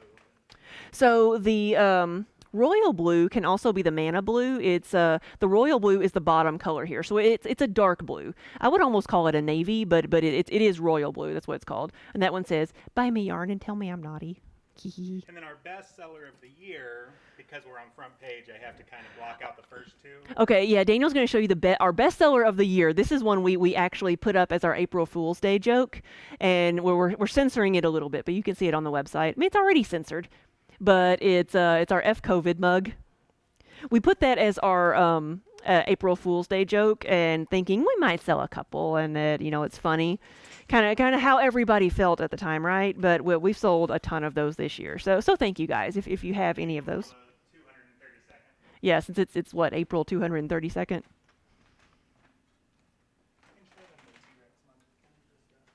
Show what we do.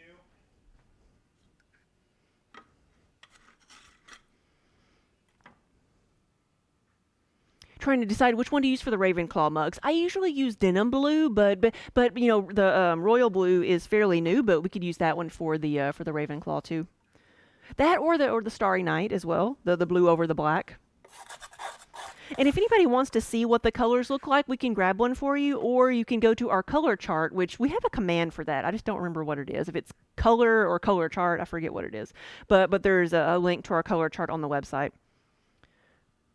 But yeah, so we've got the mugs I'm working on right now are the 20-ounce mugs. Yesterday I was making some of the travel mugs, and so this is one of them. This is the Arizona Sunrise. So I like having like a splash of color over the black. Potters are alchemists, right? Earthbending.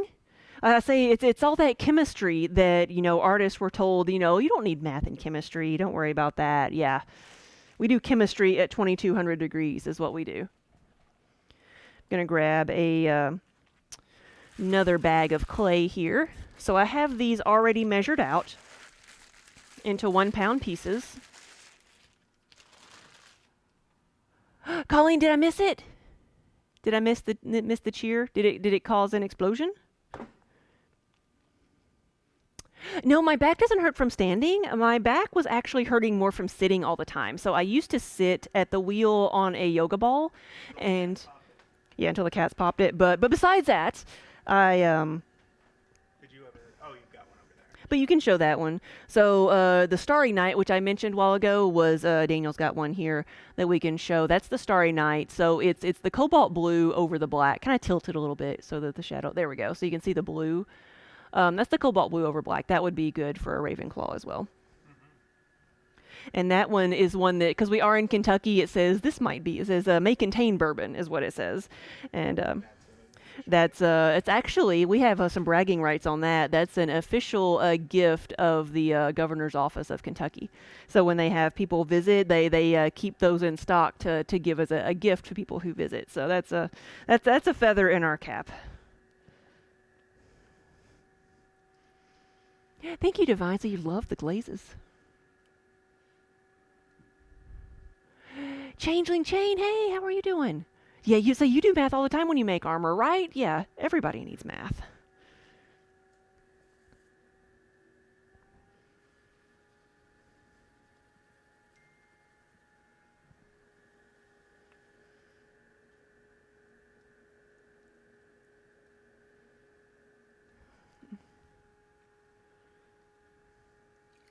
Hey, Dragon Knits, good morning.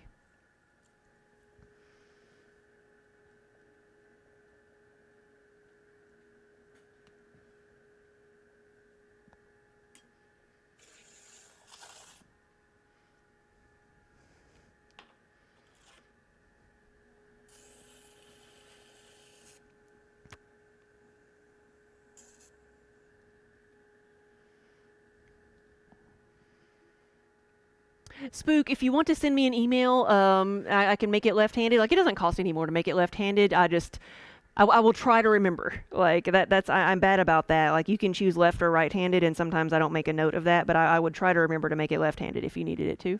Needed to be left-handed. There we go! I saw it! I saw the explosion! Yay! See, that's the only time I'm... It's like it's the only time. Okay, like a left-handed mug. Okay, that was looking at a question. Okay. Oh, you got one that was in stock. Okay.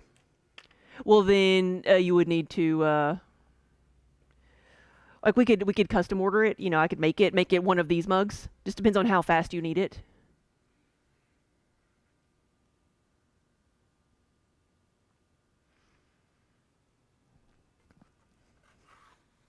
Hey, Paul. Good morning.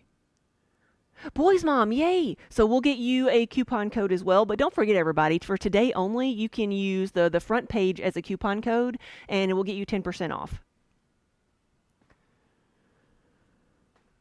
Let's move some things around here and I'll show you what I mean by the left-handed versus right-handed mugs, but it's pretty self-explanatory.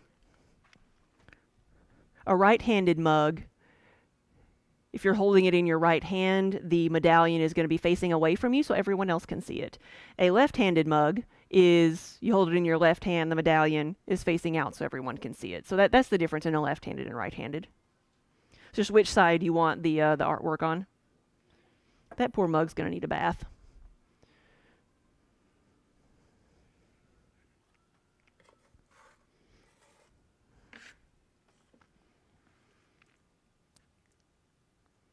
No, email. I mean, you can message us on Discord, but an email would be better. You're at your main job while also making a chainmail glove and watching the stream. Yay, multitasking.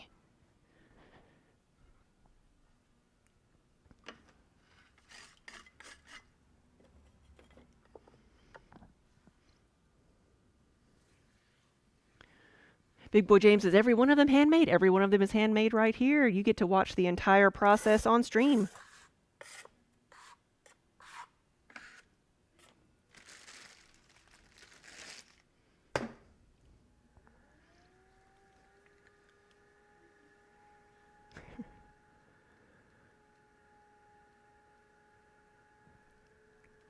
I don't know if we'll beat my record today. I don't think we'll get there.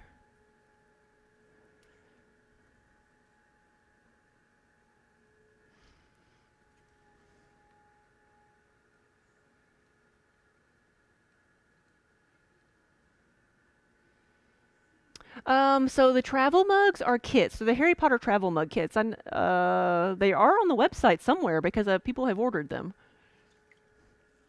It is a kit. So it is a kit where you get the yarn to make the scarf that goes around the travel mug.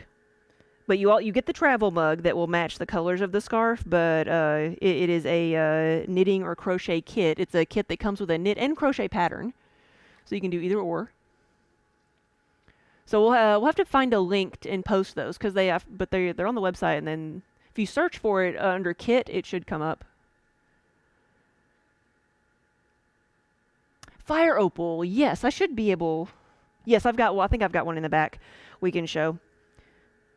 So that's not one I make very often, but I just did a big order that was fire opal. Yeah, it's on the glaze table. It's one of the fiber seed mugs.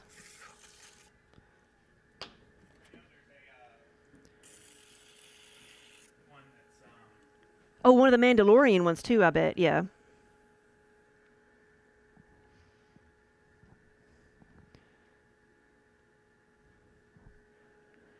Here we go. So I'm measuring these as I'm going. I'm measuring them over here with the top of my orange mug over here. It's not just precariously perched there. It's very precisely precariously perched. I tried to say that without slipping up. I tried.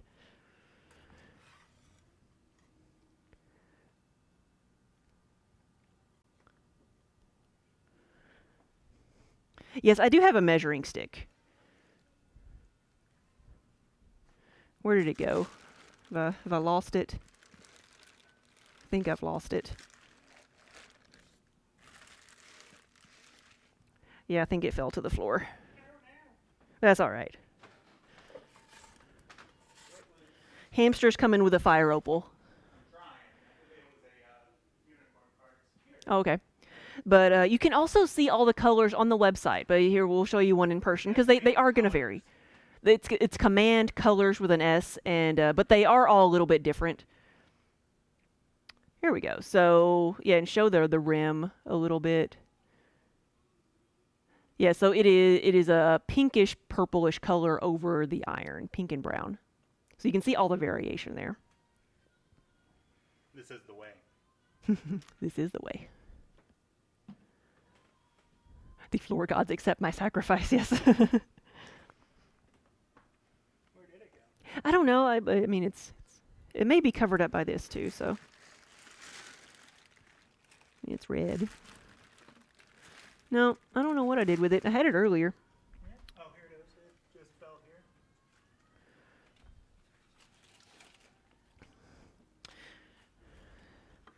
We gotta take very good care of this valuable tool. This is my measuring stick. This is it. That's why we make fun of it all the time. It's my handy dandy high tech measuring stick that I use. Now you know why I use the camera instead. DJ does art stuff. Hey, good morning. Oh, it's 11 o'clock. I'll make one more mug. I'm going to make one more mug. I said I was going to do the first hour of mugs, and then I'm going to make some bakeware. So we'll make one more of these.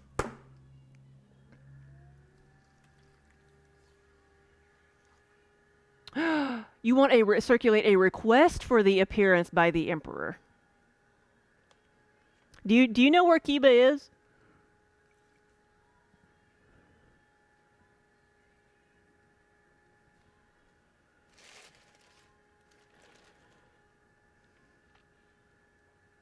Is pottery as soothing and calming for the soul as you imagine it to be? Once you're not screwing everything up right. Well, once in the beginning, it can be kind of stressful because it's something you've got to practice and learn, like anything else. But that's why I love it so much. Like, this is my favorite part of the process here, the making. And it's very easy, like when I'm making multiples, to get caught up in the repetitive process. It is very relaxing. How long does it take to get a mug made and delivered on average? We say 8 weeks is what we ask for. If it's something we have in stock, obviously it's going to ship quicker within a couple days. If it's something that we're working on getting a section of the website for things that we have that are already bisqued. So if it's something that's a very common item that I may have made up already and I just need to glaze it, then it would be like maybe down to 3 weeks. But everything is handmade, and especially if it's a custom item that is made to order, we ask for 8 weeks. Now, once I get caught up a little bit, we're going to do a last push. We're going to do a push for last minute orders for Christmas, and we will announce that on Facebook, Instagram, and Twitter.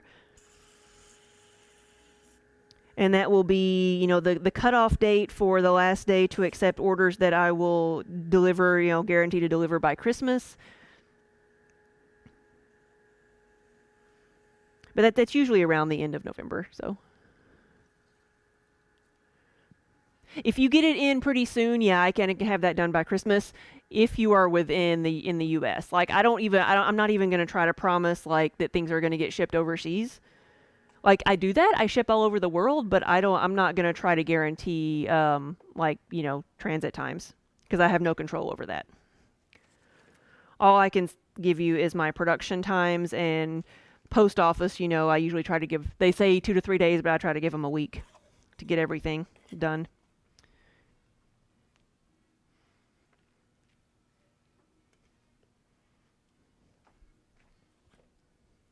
So how many mugs did I do? We did 18. We did 21 mugs. That's not bad. Cornbread and biscuits. Right, they're great for biscuits. That's what I've used them for, biscuits and cornbread also, like bread pudding. I think I've used it for everything except pie. You know what? I don't know if the DC market is happening. I don't know what they ever decided. It is, but in a limited pack. It is smaller? Okay. It's like, we are not going to be there. So I've got some mugs, some pieces, not mugs, pieces that are a little bit different in size. These are 1 1/4 pounds of clay. And one of the things I'm going to be making here is a baking dish. I made some of the bigger pie plates yesterday. This is a small pie plate dish. We just call them the mini pie plate dishes. They are on the website, and they are roughly 6 inches wide. They're going to hold, it's a good like pot pie dish, just mini baking dish for anything. Pot pie, individual like baking dish.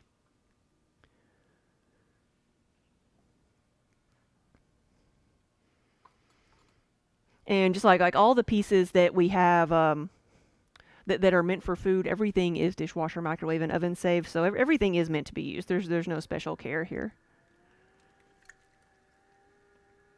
All bowls are for ice cream. You can use it for whatever you want to use it for.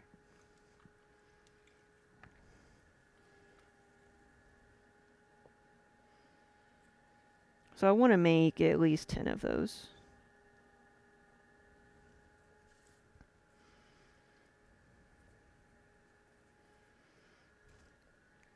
So it's just a little bit more clay than the mugs. We're going to open this up. I'm still just using these tiles, and it's kind of easier to measure these with that tile because I know it's the bottom is going to be 6 inches wide because I've measured it out to the tile. Mm-hmm.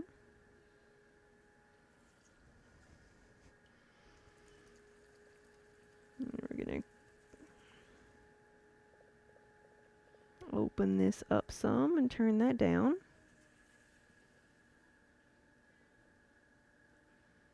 Flare this out a little bit. Give that a lip. I'm going to use a different rib here. Instead of using the metal one, I'm using one that's not as flexible.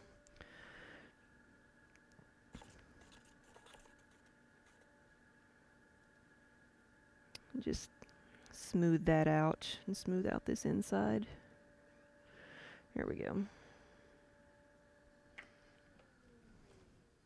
And you may think this looks a little bit bigger than the one I just showed you. That's because it is, because these the clay will shrink some. Alaska, thank you for the cheers. So I'm gonna give this the little like iconic fluted rim that you would associate with a pie plate.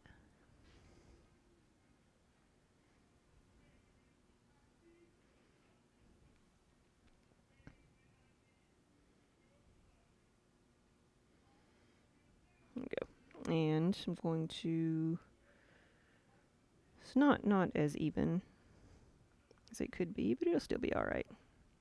Here we go. So we have a little mini pie plate. I'm going to trim a little bit of the extra clay off the bottom,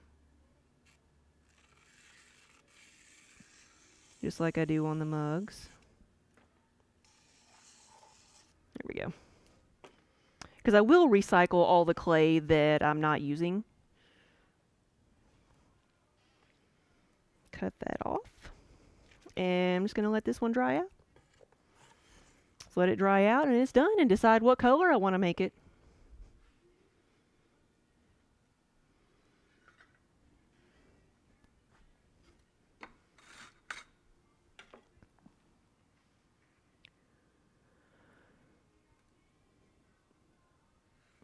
How often do I clean around the wheel? I don't. It's my wheel, and I don't have to clean it if I don't want to. But no, the clay's not harming anything. Only reason I would clean it regularly is if I was changing out like the color of the clay, if I didn't want to contaminate two different clay bodies, or if someone else was going to use the wheel, it would be polite to clean it up, but I'm the only one going to use it in here.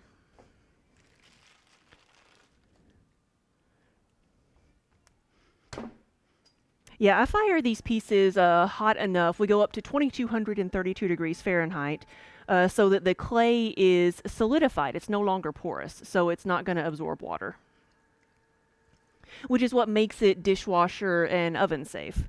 It's not going to absorb that water, so it's not going to crack and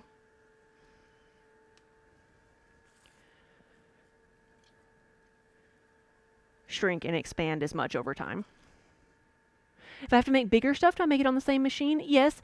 So this machine can center up to 100 pounds. Like I've never done that, right? I've never had to make anything that big. But yeah, so we make things on here. If I need to make something bigger that has a bigger base, like bigger than the 6-inch base, I have a bat about this size, 12, 13 inches, that I can make bigger plates on. And then if I need to make something really, really big, then I can take this splash pan off and get a bigger bat and just make anything as wide as I want to.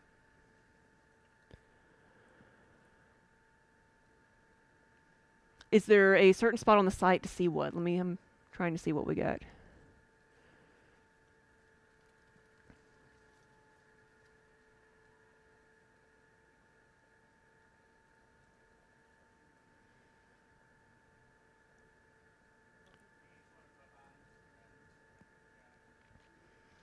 Look at me. Good morning.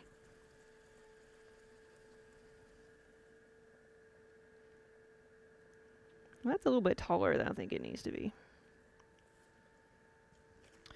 We're going to slow down just a little bit and make this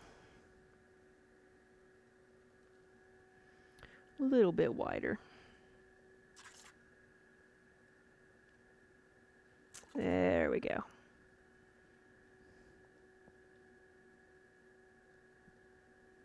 Fold that over. That's a good looking mini pie plate so far. And then we'll give it its fluted edges.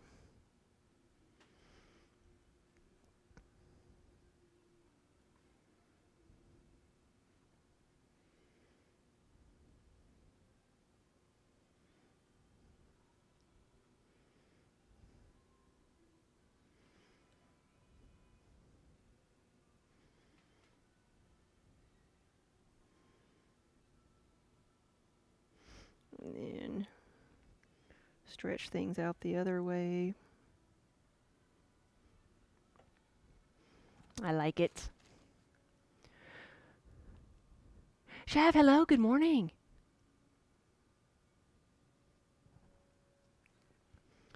How many years of experience do I have? I took my very first pottery class in 2003. So we're going on almost 18 years. Almost 18 years. But we've been full time at this since 12. So 8 years, almost 9 years. It'll be 9 years in February, actually.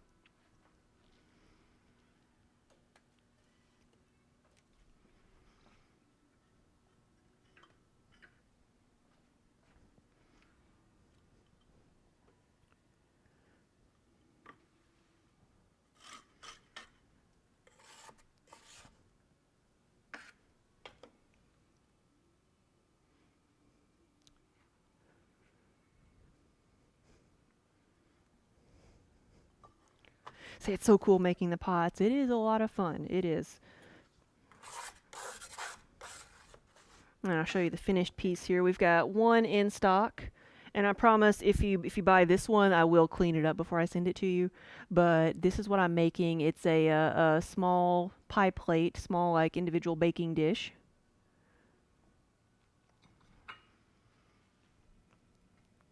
Do these have to be handmade, or can you use machines? Well, technically I am using a machine. You can make them, you don't even have to use a machine. You can hand build all of these. It just takes a little bit longer.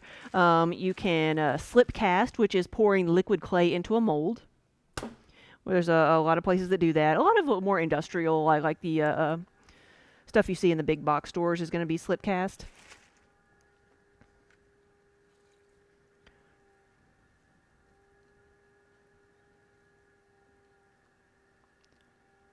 What did I do before pottery?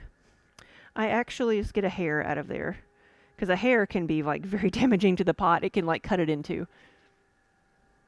So before I did this, or while I was doing this, I worked a couple of different jobs until I got to where I built up enough business I could go full time. But I worked in a factory. I worked in a aluminum recycling center, driving cranes and fork trucks, if you can imagine it.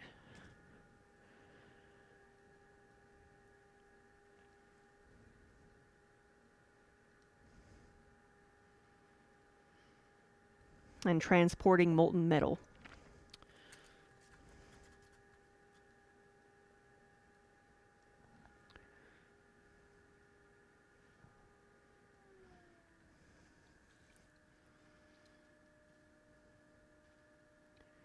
Clay is Food was another pottery streamer. They might be. I think they're getting ready to start streaming more, but I think they just got busy.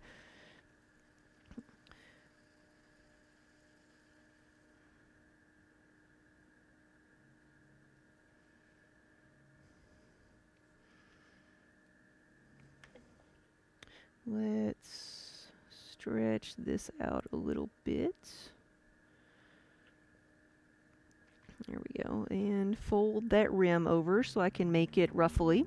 And if anybody wanted these, like without the ruffles, if you just wanted a pot that, with the straight edges, you could let me know, custom order it.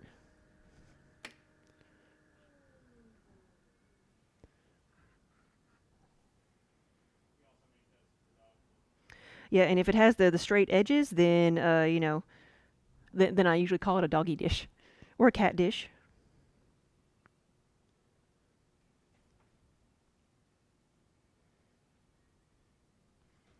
And if anybody wants to listen to music with me, I am listening to Amazon Music. There's an Amazon Music widget there. If you have Amazon Prime, you can listen to the music with me and control your volume. If you have Prime Music.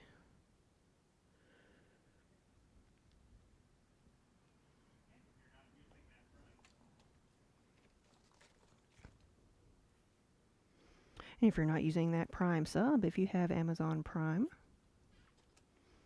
remember you can use it anywhere on Twitch because with your Amazon Prime, you get one free sub to use every month.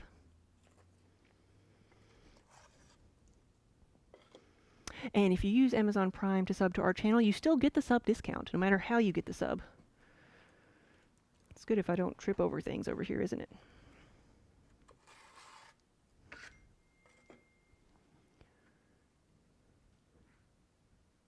There's Minnie.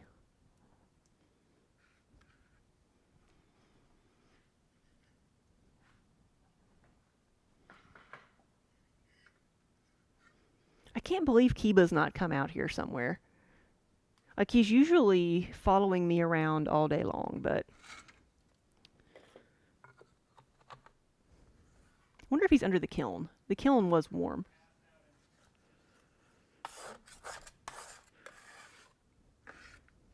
Because when the kiln is warm, Kiba likes to get underneath of it.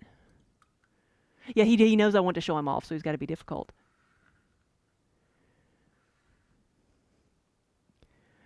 Yeah, maybe some of the commands need a bit of an update. Yeah, bring him out here.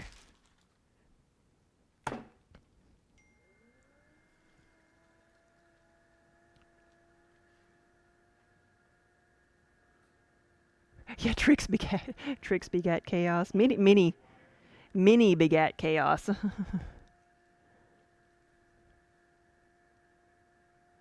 Do the plaster bats grow crystals on the sides? Yes, I looked it up one time because I'm like, what is all this stuff on the bats? Or I usually actually use my plaster bats for reclaim, and I read that it was like it's salt, and I guess that kind of makes sense. I've not tasted it myself, but yeah, like salt, I just like you wipe it off with a damp sponge and go on. Kiba.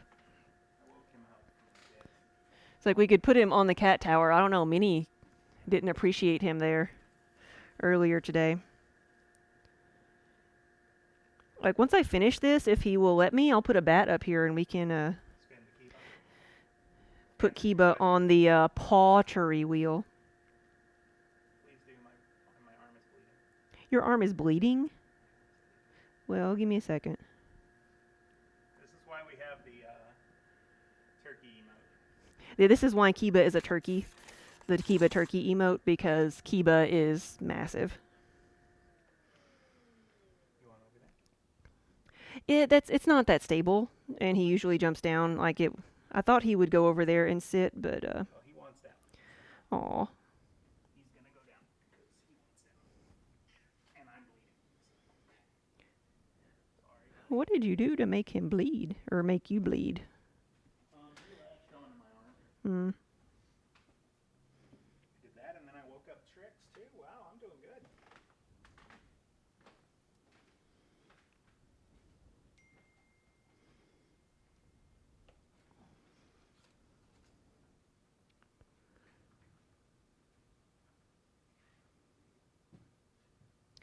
Buffalo wool, yeah. Thank you so much for stopping by.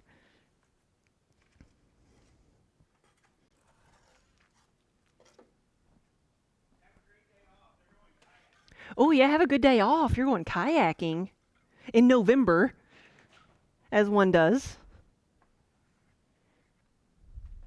All right. Kiba. So Kiba is a bit of a diva, and he doesn't like to get his dainty little feet wet. Hey, buddy. Hey, come here. Oh, come on. There you go.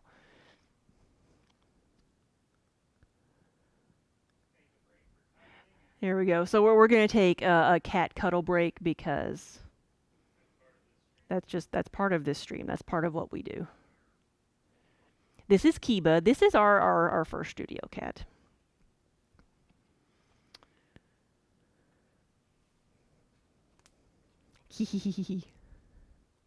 Ooh, Minnie woke up too.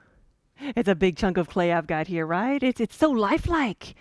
Hey, buddy. Yes. I know we woke you up for this, didn't we? Ooh. Here we go.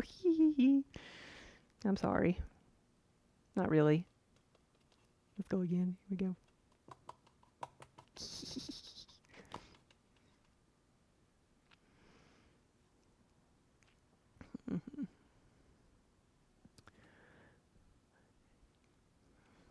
So here we go.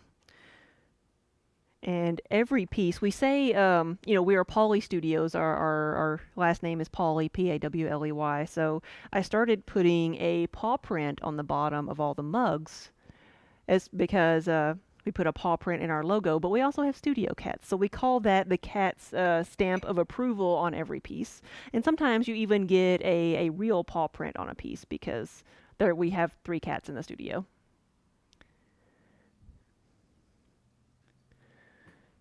But sometimes Kiba will even let me spin him around on the pottery wheel, going for a spin. He'll let me do whatever I want to him as long as I'm petting him. That's how we can trim his claws and give him his medicine and stuff, is when he all he wants is pets.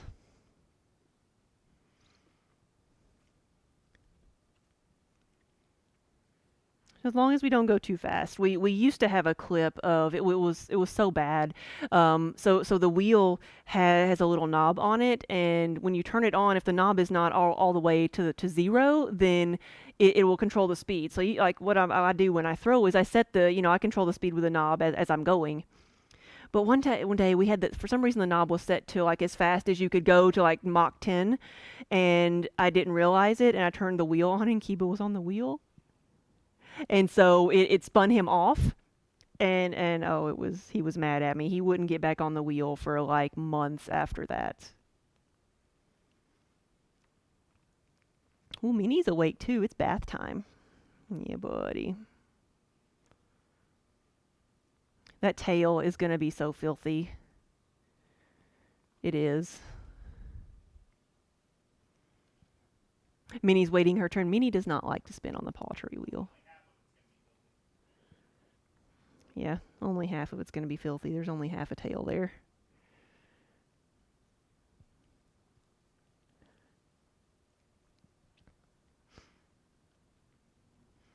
Oh, buddy. There we go. We don't want to make him too dizzy. Only time we want Kiba to throw up is when the bit cup is full. Got cat hair everywhere. What did somebody call it earlier? Fur apocalypse, when cats fight and there's fur everywhere. That's like, I call Kiba a dandelion because when you pet him, there's fur everywhere. Crimson Sheep, hello. Good morning. Yeah, and every piece of Pauley Studios pottery comes with at least 10. We say 2% cat fluff guaranteed in every piece because of this, because of Kiba.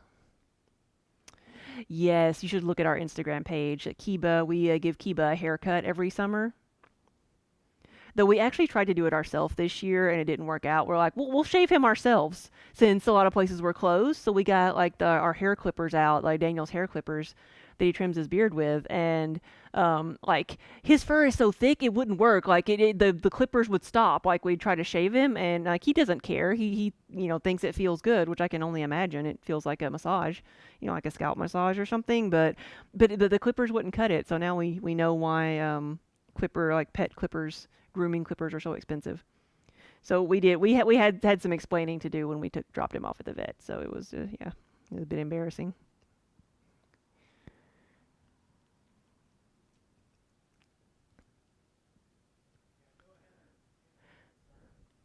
Yeah, Kim, thanks for stopping by. You gotta head out for a mini Thanksgiving. Ooh, yay, yummy. All right, buddy.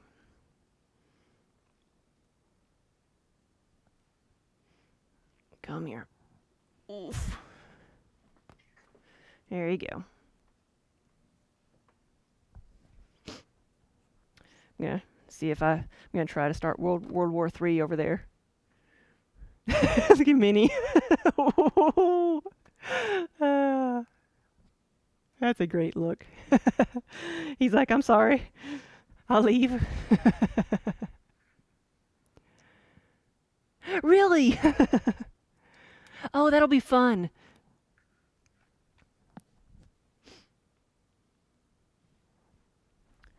There was a World War III sound that happened before the stream started. Like Kiba had climbed up there all by himself, which is impressive for Kiba. He doesn't jump very much.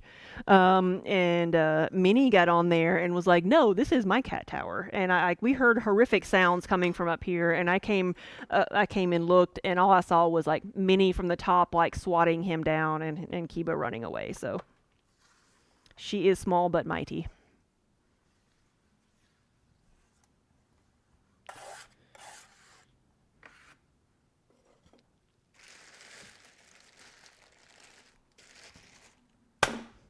Ooh, that was a good one. First step in making anything on the wheel is to firmly attach the clay to the wheel.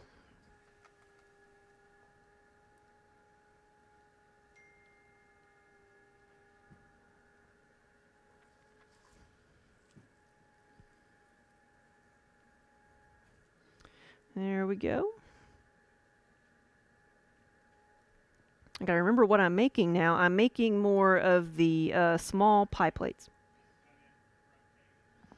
But welcome everybody. Good morning. Welcome to the studio.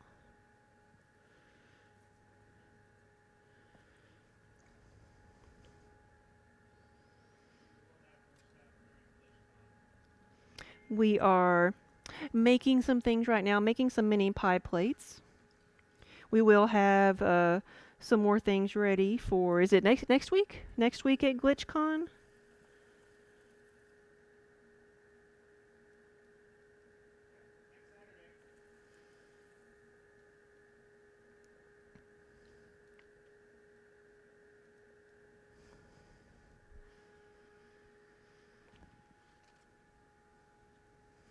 Junk's like, you didn't know WoW would run on a toaster. Hee hee hee.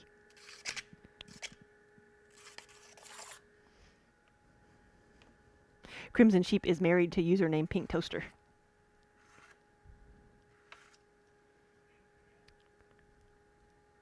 Jen the Thief Live, hey! Good morning. Say the pottery wheel looks so cool. It is a lot of fun. We do the entire process here, and out of everything, this is my favorite thing to do. So we got a mini pie plate here to use for your pot pies,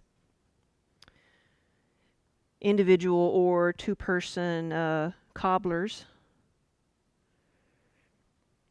And that's completely up to you if it's a individual or a free share. I don't judge.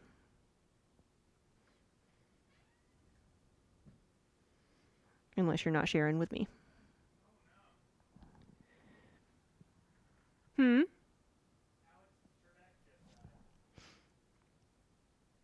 Shoo.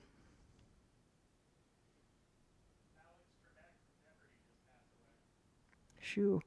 Daniel just gave me some very sad news. Alex Trebek just passed away. That's very sad. I knew he had been battling cancer. Wasn't it cancer? Yeah. Very, very sad.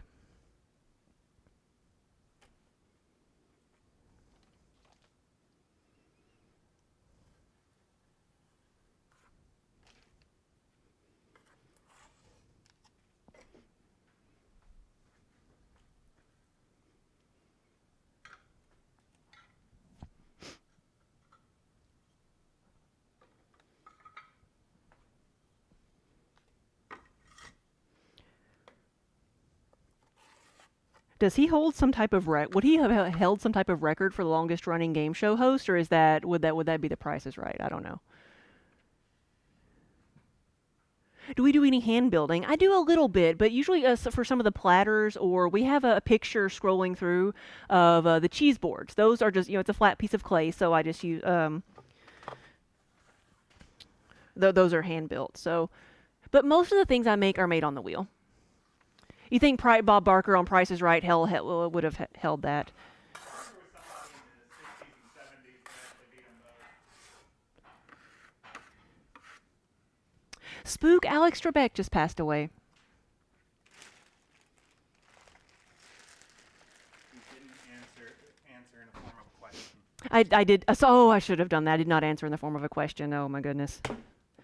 So this is something that we hand build. This is our Kentucky platter. It's hard to make this on the wheel. It's hard to make this on the wheel, but yeah. Pancreatic cancer.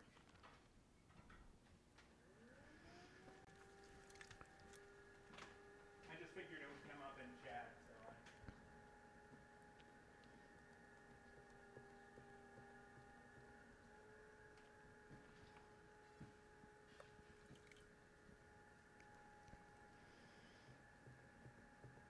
Yes, and thank you for the reminder, Underground. For today only, anybody who uses the coupon code front page, celebrating that we're on the front page of Twitch right now, will get 10% off of anything you order on the website. And if you are one of our subs, you already get 15% off, and the coupon codes will combine.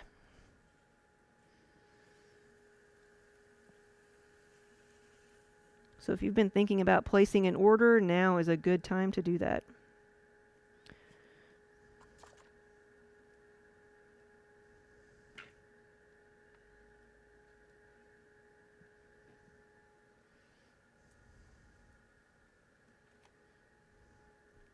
Slow that down a little bit. All right. Yeah, Crimson G. Yeah, you wonder why you were getting traffic alerts on the website. Yes. I remember when we first started streaming. So Wednesday is going to be our 5-year stream anniversary, and when we first started, like we got the Twitch hug of death. Like Twitch crashed our website because there were so many people going to it. So it's not something I'm going to complain about.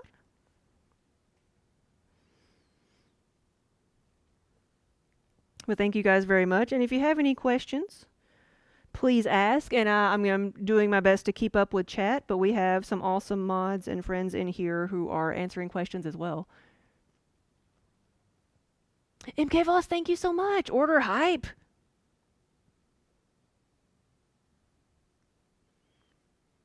This is a fairly new product for us. We do the larger 9-inch pie plates, but this is a smaller 6-inch pie plate. It's more of like a pot pie, smaller baking dish.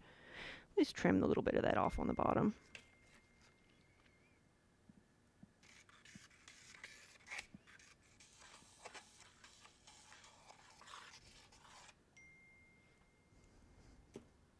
There we go. Now I'm going to cut this off. And this is just this piece of fishing line. Do I play any commander decks? Who's talking about this? Ezekiel, there we go. I have a couple of commander decks that I've kept over the years. We've been playing Magic for years and years and years. And I'd say, you know what? I think our elf deck is over 10 years old, isn't it? It's got to be. We have an elf deck that I keep up and a goblin deck that we kind of keep adding to and changing. So we have those. Daniel has a black blue Una control deck that is horrific to play against, but we have it, and he never gets to play it, but it's something that he kind of keeps up with. And and slivers, we keep a sliver a sliver EDH deck because we're old enough that we call it EDH. And I've been looking at that new commander set. So this we're talking about Magic the Gathering, which I can talk about nonstop, I think. But we've been looking at that new commander set. Is it out yet? I don't even know if it's out. But they're reprinting the Elder Dragons.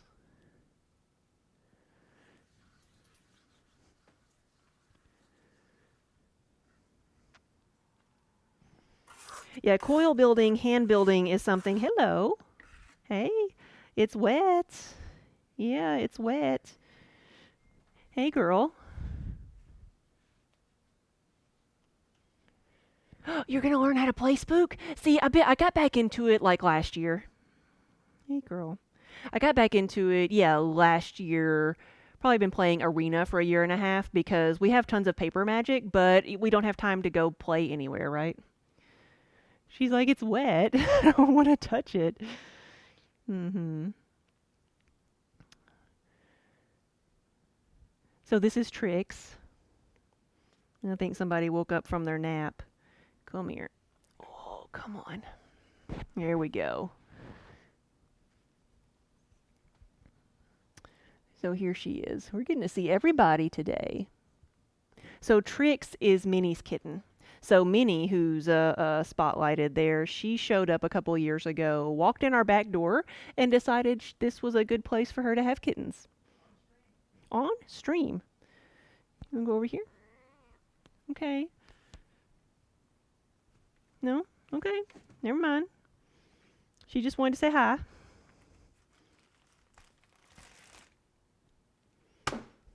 Just wanted to see what I was doing. Minnie and Trix don't get along that great. Because, Trix, we actually gave Trix away to my brother, and then my brother moved this year, and so we took Trix back. So they did not know one another for 2 years. So it's like they don't know each other anymore. They're like two separate female cats that don't get along.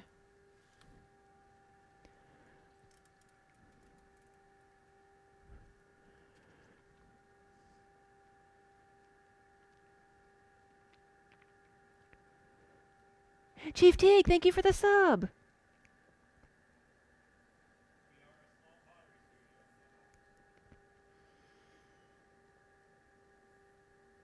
Yeah, I want to give a big shout out to all of our subs out there. Thank you so much for supporting the studio. You know, subbing is not required by any means to watch the stream, but we are a small business. This is our full-time job doing the pottery, so you know, every little bit helps.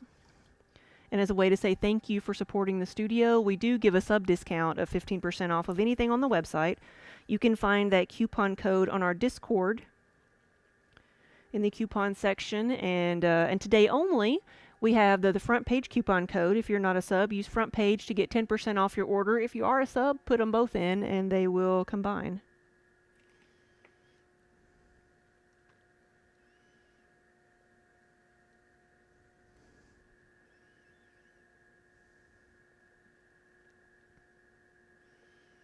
I've got to see how many of these I've made. I wanted to make 10, and I've made 6. Okay, so we're good. I can still make some more. I want to make 10 of these little guys. These are the mini pie plates,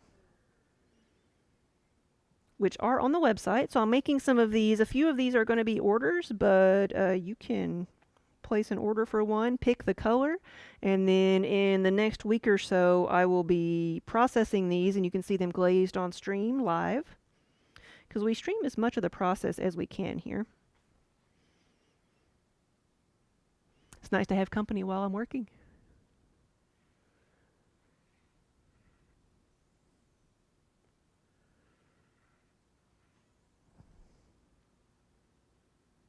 People are tired of hearing about counting, yes.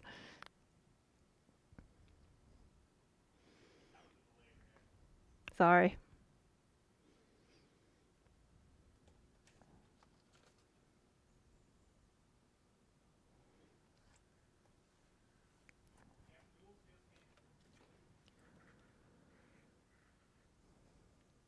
Julie, you just placed your order. Thank you. Order hype. Where did my... There it is. It's like, where did this thing go? Okay, there's 7 of those.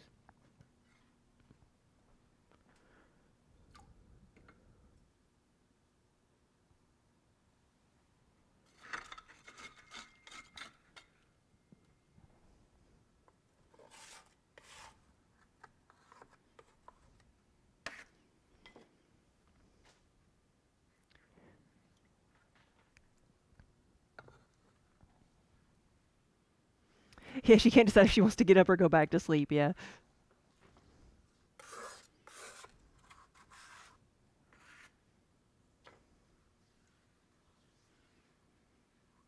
Say tomcats are evil? It depends. It depends.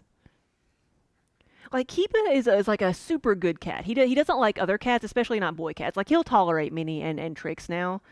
The reason we decided to keep Minnie, because I mean she seriously just walked in our back door, was because Kiba didn't run her off. He usually runs off other cats. But I think he tolerates female cats better than male cats. Gutsy Bit, thank you so much. Ezekiel, we have 3 cats here in the studio, and we have another 4 cats at home. Actually, the reason that Kiba started out as our studio cat was because I used to, where I started out working out of my garage. That was my original studio, and so we had cats at home. Kiba was a stray cat that came up, and like I said, he doesn't like other cats, so he didn't get along with our other cats. But we just kept him as a garage cat because we had heat and air conditioning in our garage. And when we moved the studio here, he just came with us.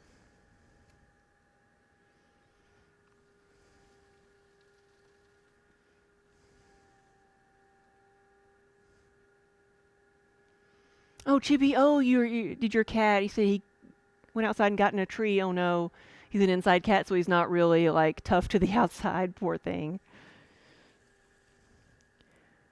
Our cats have figured out how to get on the roof outside here, and that can be funny sometimes, seeing them try to get down. Or it's more funny to watch us trying to get them down. That's the funny part.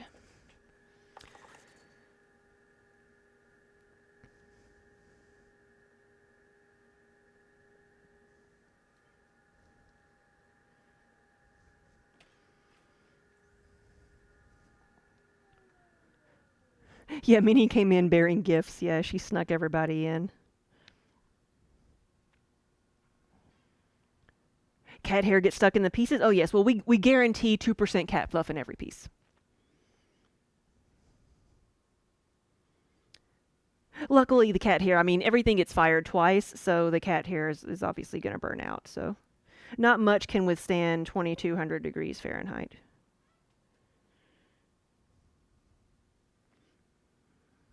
Let's move that one over. There we go. That's better.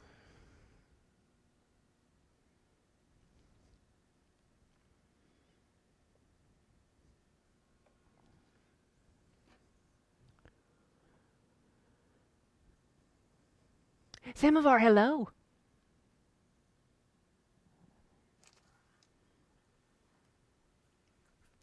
There we go. And again, these are the mini pie plate dishes.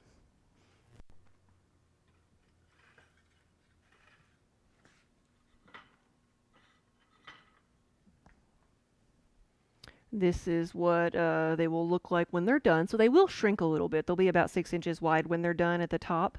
Good for a individual pot pie or like a 2-person cobbler. Or a 1-person cobbler, which I don't judge. This one is for sale. That one's should be in the in-stock section somewhere, but you can order them and pick your color, pick your glaze color. Because some of the ones I'm making right now are for orders, but several of them will be for sale.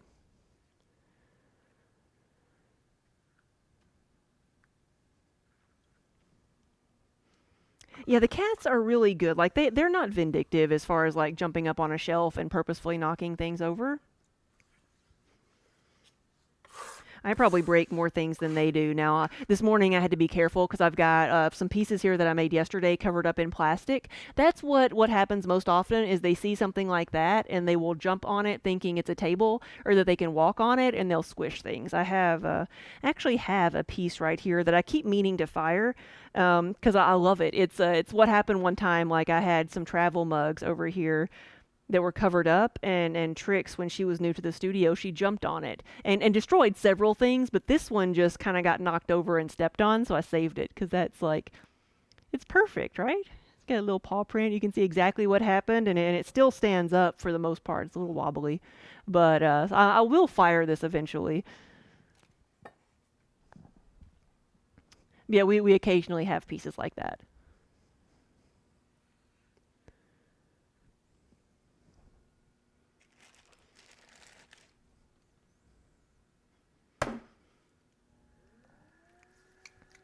Right, it's a good thumbprint.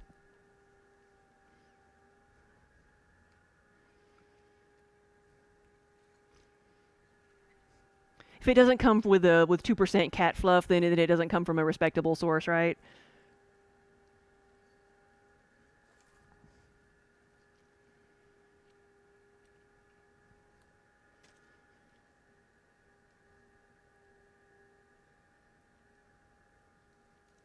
Wait, no, I'm making a pie plate. I just forget what I'm doing here. So I'm going all the way to the edge of my tile here and then making the wall. There we go.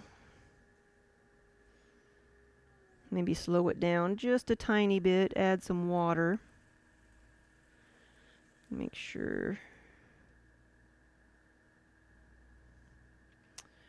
Go all the way to the edge and then I'll use my rib to shape this a little bit. Get that to a good angle because this will, as a piece dries, something that's open like this, even though like with the rim of a mug, it's going to shrink inward a little bit. So always, if I want something to be straight up and down, I angle it out just a tiny bit to accommodate for the shrinkage. Here we go. And then we'll give this the fluted rim that kind of gives it a definition. When you see that fluted rim, you think pie, you think baking dish.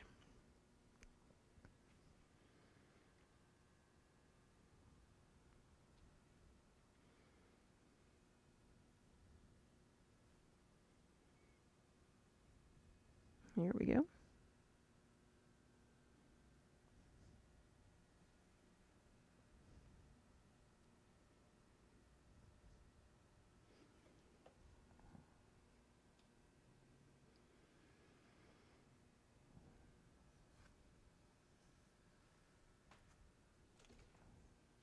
Right, Christmas is coming.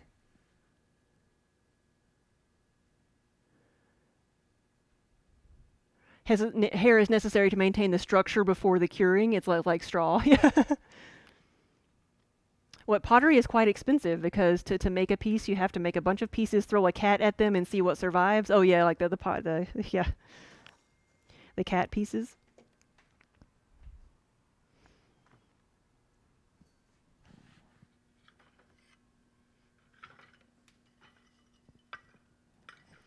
You know what? I've kind of done that before because Kiba, the cow cat, the big one, he does not like getting his feet wet. Like it is a struggle. I tried to make like paw print. I tried to make an impression of his paw print, right, of his foot, and he was having none of it. He does not want anything on his feet. So like to do that, I ended up having to like roll out a big slab of clay and on a table, and I had to get him and set him in the middle of it and let him run away. That's how I had to do that.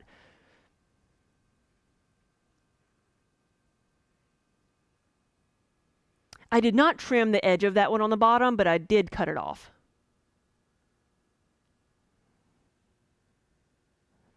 everybody's everybody's watching out for me. I'll check and make sure, but I thought I did. No, I did. There's a line there on both of those. Yeah.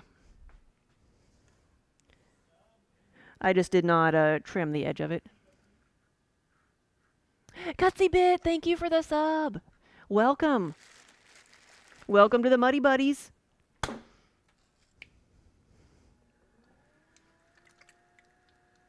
Chudmeister, hello, good morning.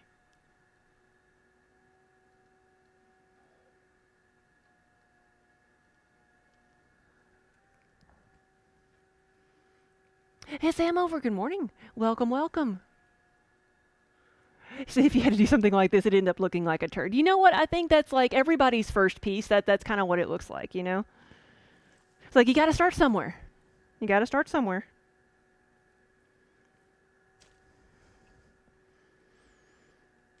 Like I still have some of my very first mugs I ever made, and they are doorstops. The only reason I have them is because at one point in time I was proud enough of them to give them to my grandmother, and you know, bless her heart, she kept the things, and we found them when cleaning up some of her stuff. It's like I used to have it over here. I don't know if I still do.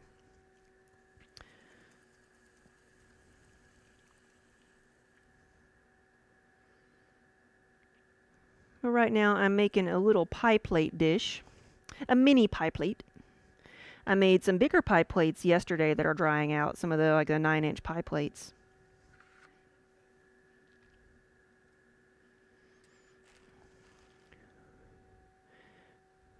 Ingram, thank you so much.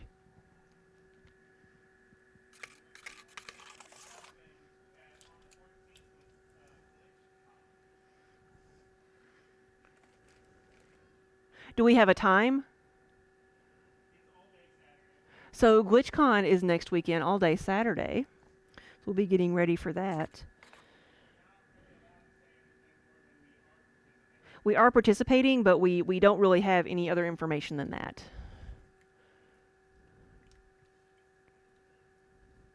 Do we find the pottery scene, from Ghost annoying? Like we have a command for it, because you know I've found now that I either get when people see pottery for the first time, you're gonna get two responses. Used to be it was oh just like on Ghost, and yeah, like it gets kind of old after a while. But I also understand that's someone's maybe only experience with pottery before, so I try to take it as that, you know.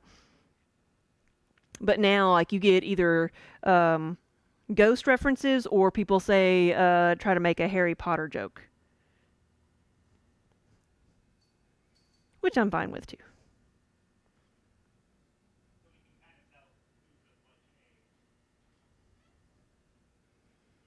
Yeah, that I think that's more indicative of the age of someone who's you know making the comment. Harry Potter versus Ghost. Oops, almost went too fast here. There we go.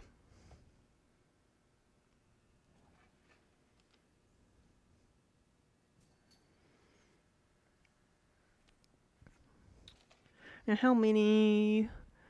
4, 7, 9. This is 10. I said I was gonna make 10 of them. What's up, Minnie? Minnie's being talkative back there. Makes you kind of happy that people even know what Ghost is. Ooh, what's going on? Shoo. Get that lizard.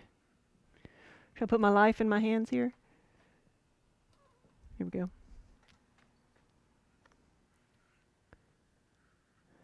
You know what? I remember seeing Ghost, but it's been years since I've seen Ghost. But I know I've seen it.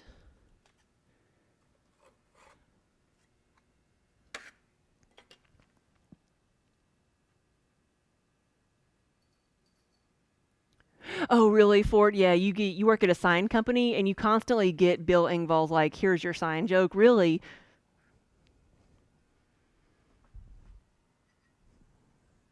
And that's not a new one either. That's about as old as Ghost.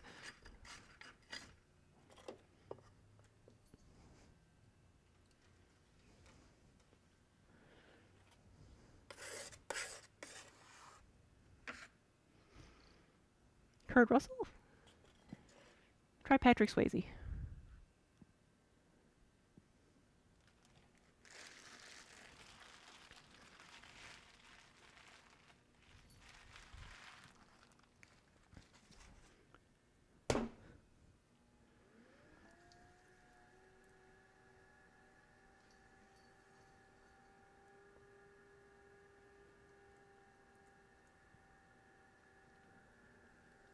All right, so for this one, I'm going to be making another type of baking dish, like this one, that is an apple baker. And what makes this special is it's a little bit taller, but it also has this spike in the center that will allow things like you core an apple and put it in here, and it keeps it in the center, and the spike in here will heat up, so it helps the piece cook from the inside and the outside. So it helps things cook more evenly, but it's another style of an individual baking dish. And you can use it for anything, but it's good for baked apples, fruits, and or vegetables. Name the next cat Catrick Swayze. We should. Next boy cat we get. So to do this, I've got to remember, I've got to pay attention to what I'm doing. So I may need some help. So I am not opening this up in the center. We are going to leave a little knob right there and then open it up a little bit. And I'm going to make the little spike in the center. It doesn't have to be really tall.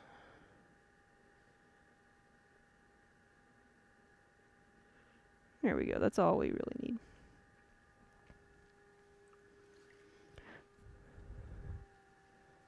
Haha. Maybe I should have thought before I made apple bakers today.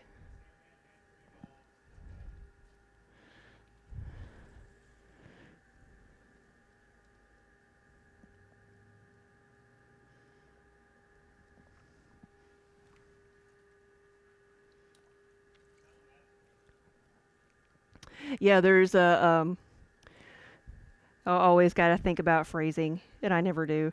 But there was a story that a teacher told me that she learned from going to schools and teaching kids like clay classes. And it was like a fifth grade class, and she was showing them how to make a snowman plate. And she started giving instructions, and she's like, now the snowman has 3 balls of clay, and you use it to do it like this. And she's like, there was this like group of little boys in the back just like giggling, and they like uncontrollably giggling. And so she's like trying to walk around and see what everybody's doing and kind of eavesdrop on their conversation to figure out why they were laughing. And they're like, the clay lady said the snowman has 3 balls. And so she's like, now I say the snowman has 3 spheres of clay that we use to make the piece because we're all 10-year-olds at heart, right? Poop jokes never get old.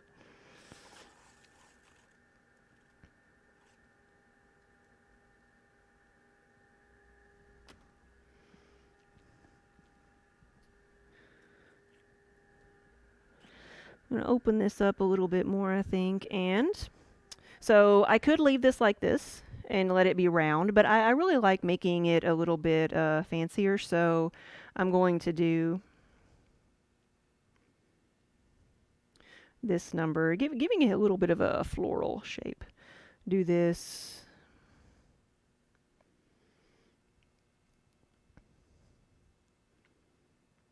Make it flowery or wavy, whichever you want to call it.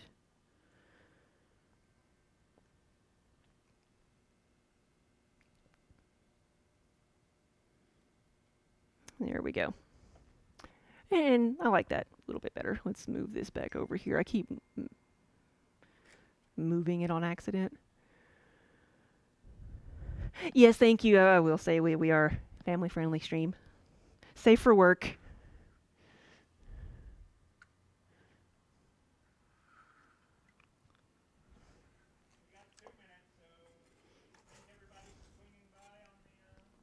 So we've got a couple minutes left here on the front page. So thank you guys so much for stopping by. I'm going to continue streaming for a bit, but I know there'll be someone else they want to feature. So thank you so much for watching. And if you want to watch again, please don't forget to follow. We are Play in the Mud here on Twitch.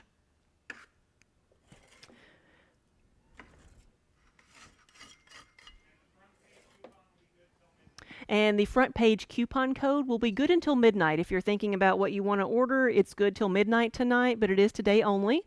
Or if you'd like to sub to the channel, you do get 15% off of anything on the website, and that's continuous. Fort Empress, thank you for the sub. Thank you for using your Twitch Prime sub here on our channel. Yeah, welcome to the Muddy Buddies. And Chef Teague, thank you for the order. Order hype. Thank you guys so much. And if it's something that is a custom order, you can see it made here live on Twitch.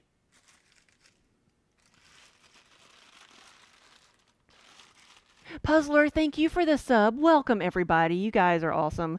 Thank you so much for supporting the studio. Like I said, we are a small business here. Every little bit helps. We pay our bills with some of the money from Twitch, and also we've got to keep the cats in kibble because we have, they're about to waste away to nothing here. You've seen Kiba. Right, thank you, Colleen. That's a good point. Make sure your Discord is linked to Twitch so it picks up the sub status because the coupon codes are located in our Discord section. Really, Wendy? Which one'd you get? Which one was it?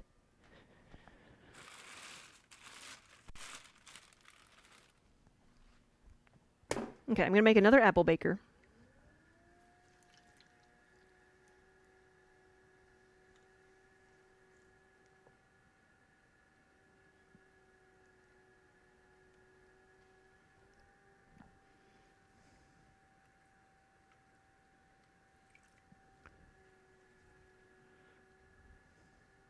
One of the small ones? Yay, those were so much fun to make. And that's something you can actually see the video still of the last of the pumpkins that we made. Whoops, well, that one didn't work out so well. Losing a little bit of clay here.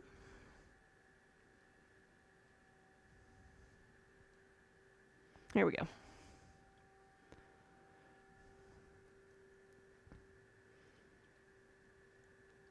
Yeah, I would have never thought to make the pumpkins black if somebody hadn't suggested it, and then I made one, and then I ended up making like 3 or 4 more of them.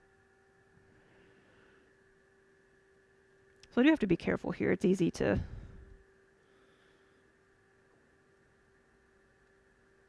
mess this up a little bit.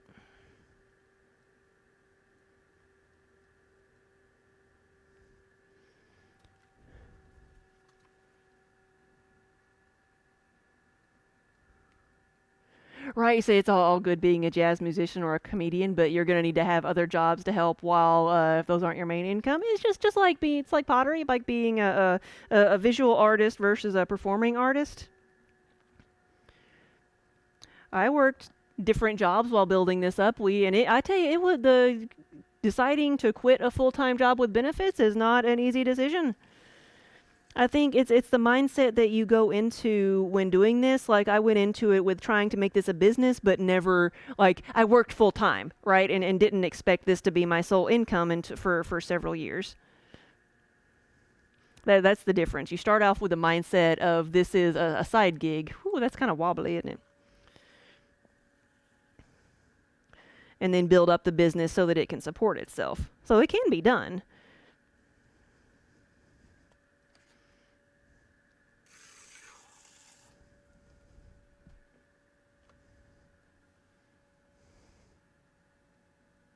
You convinced him he should be a chemical engineer, so you expect him to apply to art school anytime. Hey.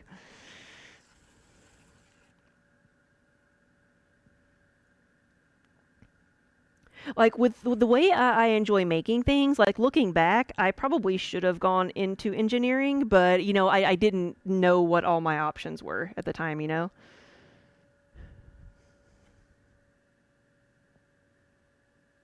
Whew. We're a little bit wobbly, but I think we can make it work. I think we're gonna be all right.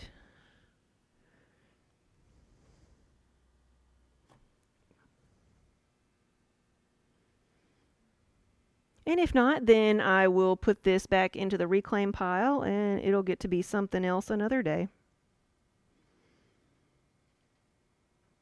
Because I recycle all of the clay. There's very little loss here. Here we go.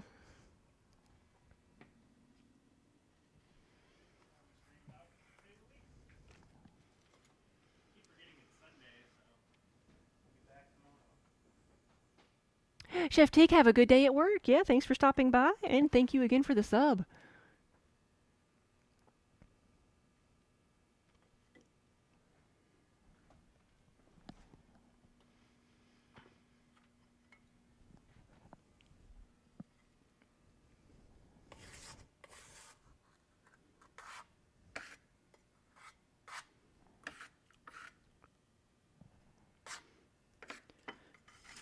Now, I will say, like, the art and music and drama degrees that a lot of people have. There's a reason that starving artist is a stereotype, is because it's one of the reasons for that. I think is one reason they, in school they don't teach you how to make money at this. They teach you how to do it, how to do a craft, how to do this skill, but they don't teach you how to get a job at it. And it's not something that most people are going to be able to go use that skill to get a job at, like, instead of like, computer science or something that's more of a employable skill. So, but I have seen a lot of degree programs now targeting or marketing classes to artists that are like being a studio potter, doing a business class for artists, or doing, a degree program that is not designed to become a teacher, but more designed to be a individual, a small business owner, and actually sell pieces. And so I have seen that shift in the past several years to some places doing that.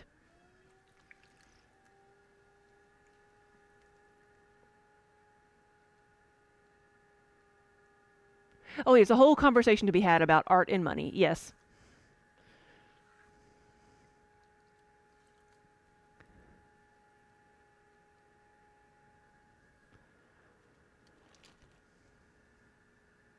Yeah, teaching artists how to actually market their work for business. Yes. Now I'm going to make a apple baker out of this, but I forgot and almost went down too far. Let's see if I can still do this.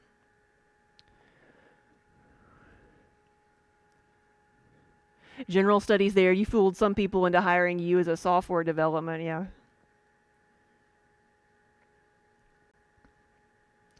Sometimes things can be done. Sometimes you can, do an entry level position and work your way up, or get, the more targeted education that you need. But I mean, I remember working at the factory where I was at. It was a recycle facility, and like I said, I drove fork trucks and cranes. It wasn't anything like specific, but I got a job there. It was a place and a time. It was during the recession, the 2007-8 recession, where if you had a degree, it was very hard to get a job, because people, just a regular job, because people were like, oh, you've got a degree, you're just going to quit when the economy gets better. But I went in with an art degree, and I went in saying, well, I've got an art degree. It's, this is, it's not going to do me much good. I'm just going to do this, where somebody with an education or a graphic design or a computer degree going in just trying to get a job so you can pay your bills, they look at it and say, oh, well, you might not last here that long. But this person with the art degree, we know they don't have anywhere else to go. We can, they're going to be a solid investment. And then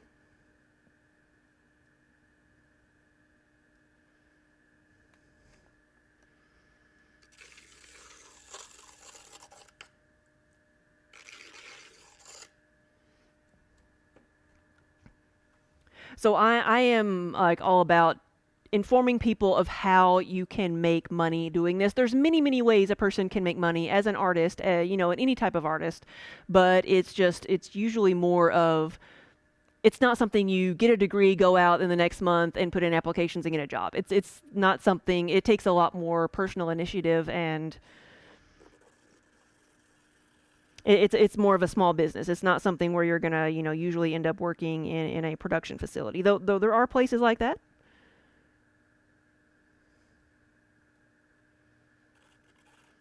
I mean, heck, we're almost to the point where we would need somebody, someone else to help work with us. But it's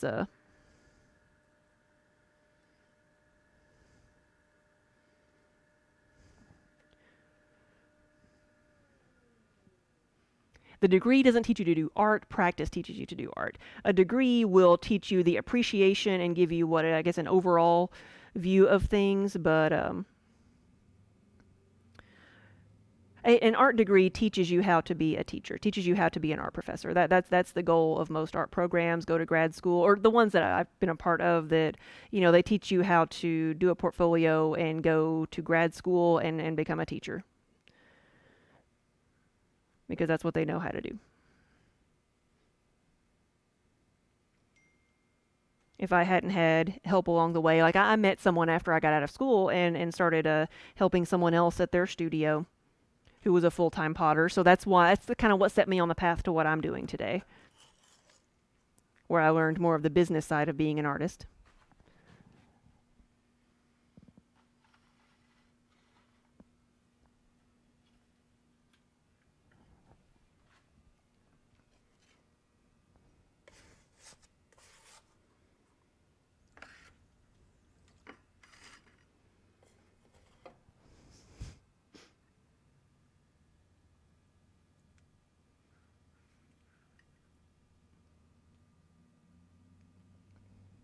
You said the best pitch for for going to a non-related field is that you didn't learn the subject material, but you learn to discipline yourself. And that's what have heard a lot, like places that do like would require a degree that maybe doesn't require, that don't have a speciality or a specialty would be, completing a degree shows that you have that discipline to complete something.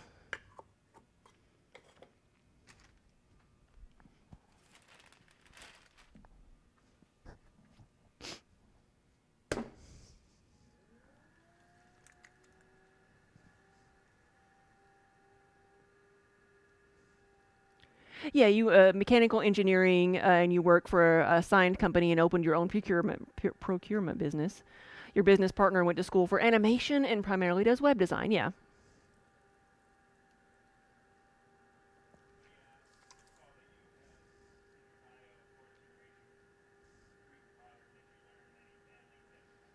Did I learn any cool tips from them? Yes. So the person who I worked with was from Greece, and I met them when we lived in Florida. That's the full-time potter that I learned from.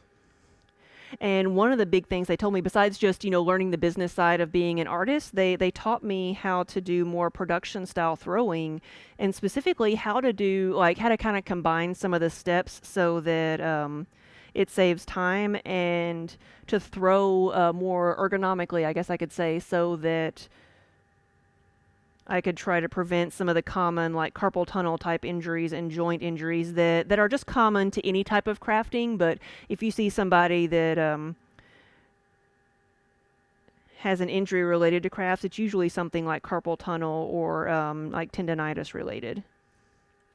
And it really has helped. I mean, I've been doing this, we've been doing it full time for 8, almost 9 years, and I make thousands of pieces every year, and I can still do this with my wrists and be okay. I can still move and not hurt for the most part.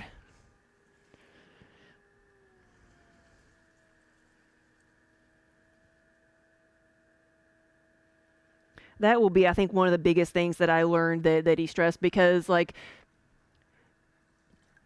that again, that's not something they teach you very much in school. It's something people learn from just having to deal with it. And he did too. He had carpal tunnel and had to figure out ways to work without hurting himself further, and was kind enough to pass that on to me. Hey, Bonnie. Good afternoon.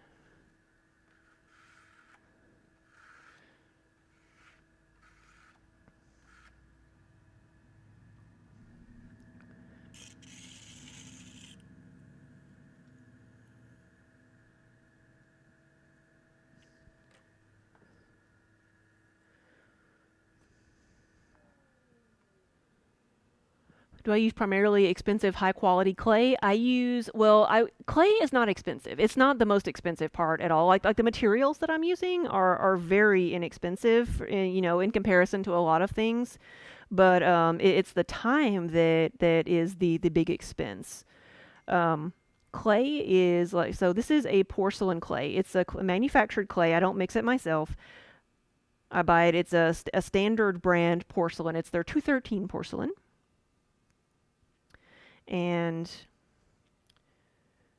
I get it for around 45 to 50 cents a pound.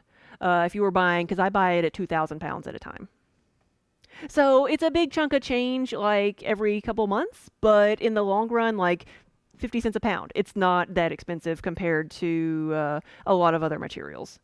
It just takes a lot of time and effort and energy to get through everything. Every piece has at least 2 weeks of just time in it.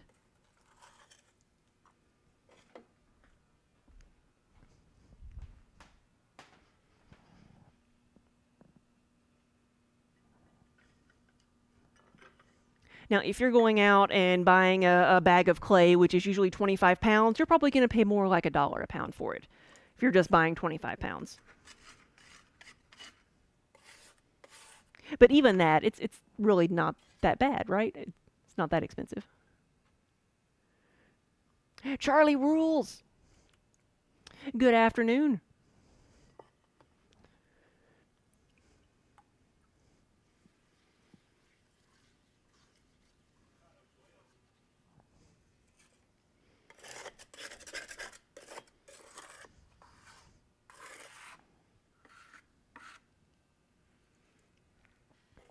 Yeah, last year we went through about 15,000 pounds of clay. Don't know if I'll do that this year, but we've still been working. We've been fortunate enough to be able to keep going when everything was closed down.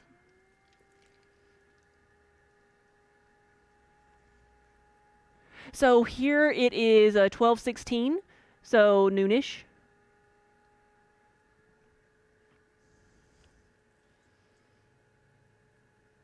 Let's remember what I'm making here. We're doing an apple baker. There we go. So that is what I'm making. If you're tuning in for the first time, I'm making an apple baker. Let's hope I've left enough clay there. So the spike in the middle is actually to help heat the food more evenly. This post, when you put this in the oven, it's going to be an individual baking dish. When you put this in the oven, that spike in the center will heat up and cook the piece from the inside. So it helps cook things more evenly. Well, Bonnie, then good evening.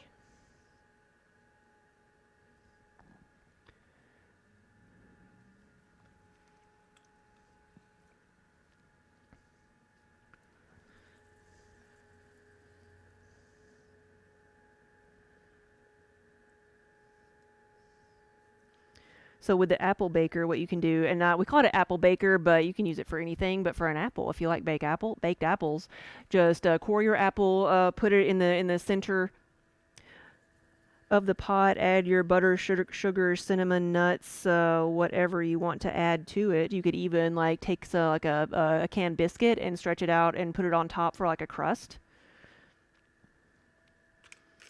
You bake that for 45 minutes, and then you have a single serving dessert.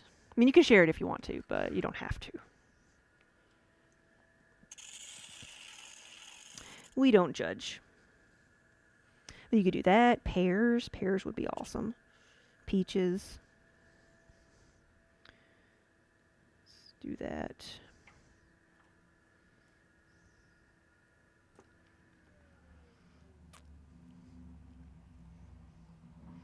Oh, best of times and the worst of times. I think we have an emote for that. Don't we have an emote for that?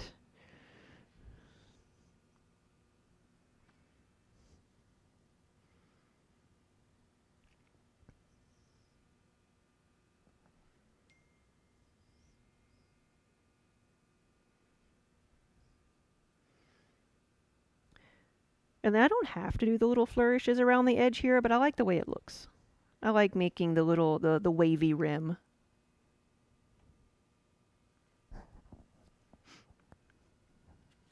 Silence, you out of here. Yeah, thank you so much for stopping by.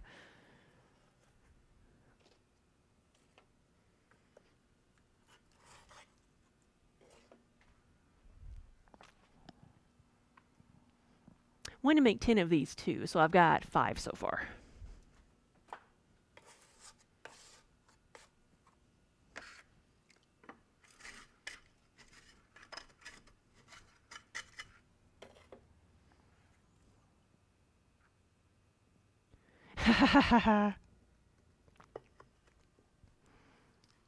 Underground, that's a great response.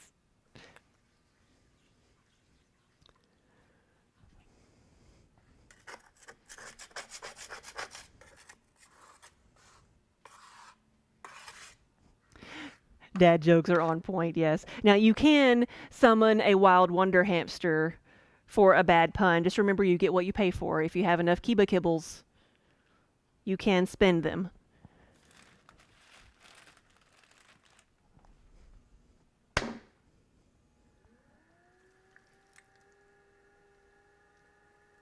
Cyber, oh yeah, international is so expensive. Yeah, I know. I wish there were more options, but I guess it's better than a plane ticket.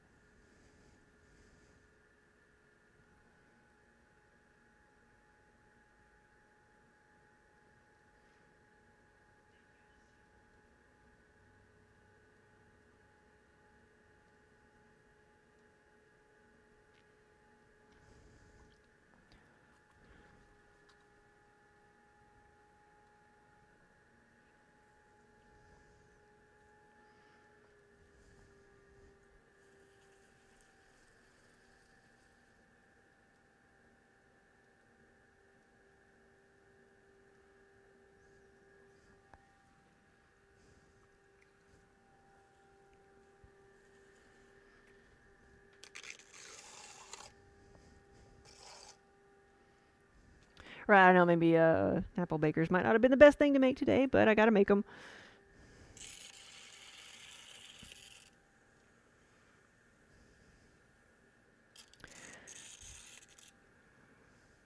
I feel like we're getting a little bit wobbly here. No, it's okay. But that's what this is. This is an apple baker, so it is a baking dish.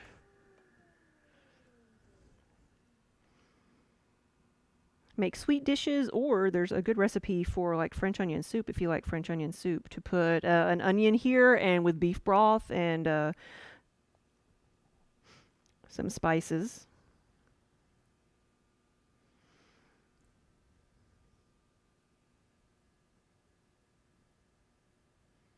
Here we go.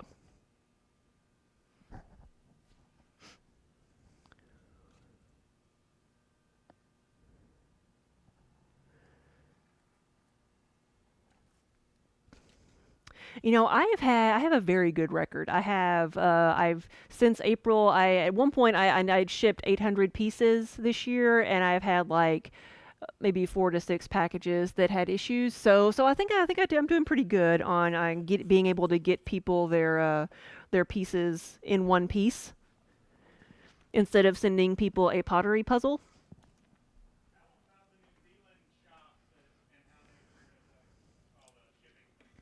My worst horror story was a wholesale order, and this was a place in New Zealand that ordered from me, and they had a plan because they ordered a lot from the US, and they're like, we want to order these. We understand shipping. We have a place that we want you to ship to. I think it was like in Florida, that will send us a container. They're going to ship us a lot of things. Okay, fine, I'll do that. That makes a lot of sense. That's really good. I send this box of packaged pots to Florida, and then like a month later, when they finally get it, they call me, or not call me. They email me with this very, very polite message saying like, we got our pots, and we love the ones that came in. We had some broken. We love them, though. Just next time, could you use a little bit more bubble wrap? And I'm like, and they sent me a picture of this. And I'm like, it broke my heart because I'm like, oh no. But they sent me a picture, and I'm like, that's not my box. I did not ship them like that. That is not my box. And what this shipping company in Florida did is I shipped them in bubble wrap and peanuts and packing peanuts everywhere, like this huge box. I send a packing peanut bomb is what I send to people. But this shipping company, the box was too big because it had packing peanuts in it and shipping and the because it had stuff to protect the pottery pieces. They took out the pottery pieces and with their bubble wrap and shoved them in a box by themselves and shipped that to New Zealand. And not all of them broke. I thought that was the most amazing thing, that some of them survived. some of them survived. And so I sent them back saying, hey, this is how much I can ship them for. This is, how much it costs. Don't ever use that company again. This is how I ship them because I had pictures. And that's not my shipping. That's on them. And you know what? This place has ordered several times from me since then. So they are a wonderful place in New Zealand. They are called like Knit and Pearl, Purl in New Zealand. I don't know where, but because but they but yeah, so that's my most horrific story is like a shipping company. They should know better. That I don't know. I didn't, that's none of my business if the shipping company owned up. But I had proof that I shipped this, a certain size of box to them, and what it weighed, and that's not what they received.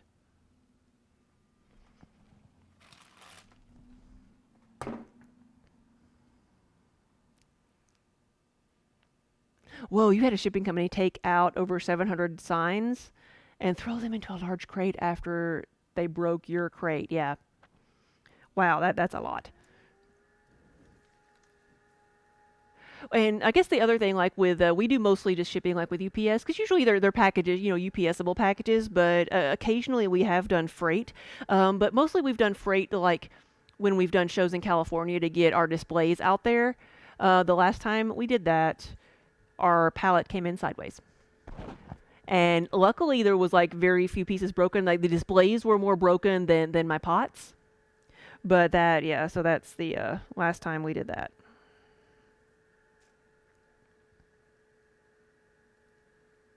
So when we do travel to shows, we drive. Oh, you used to work at a UPS hub. Yeah, the things you have seen. Yeah, it's kind of scary when you see all the conveyor belts there and how many things like fall off of the conveyor belts. Which is why I use so much bubble wrap, peanuts packing, and double boxing, and this and that. I actually don't use peanuts as much anymore because people get really annoyed by them, so I use more paper and the air bubbles when I can find them.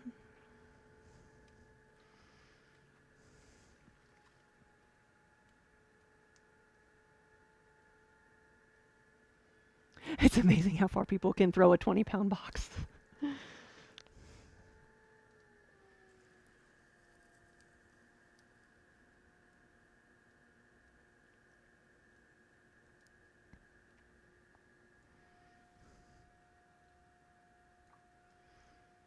You can put stuff into a box, yeah, and the foam expands to fill the gaps. Yeah, I've seen that.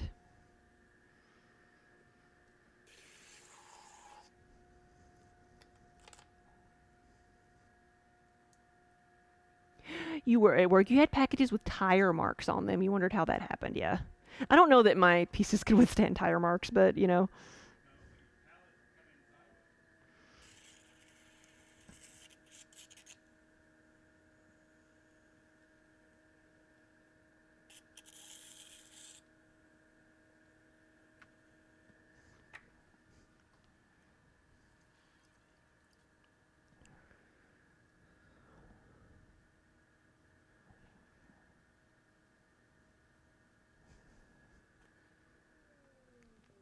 yeah, I want a bubble machine. Like we use people's recycled air bubbles, like what you get from Amazon and stuff. We take shipping supply donations and and reuse them. But like I'd love to have my own bubble machine, but they're expensive.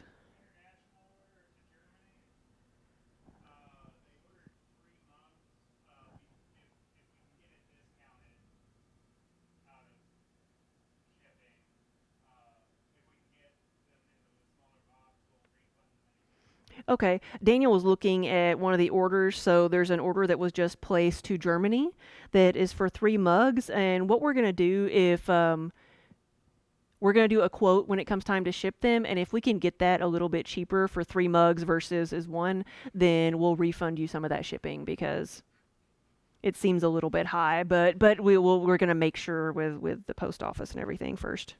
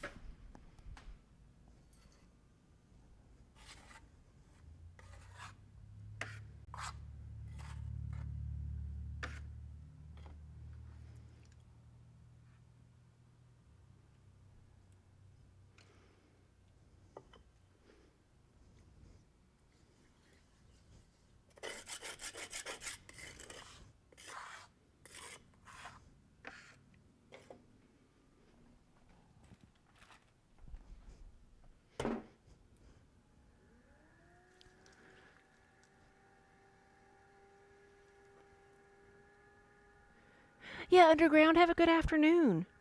Yeah, thank you for your help today. Cyberbull, that might be yours? Okay. Yeah, like I say, we'll let you know what the total cost is, and like it seems like it's a bit high, but we want to make sure. Oh wait, I need to make an apple bake. I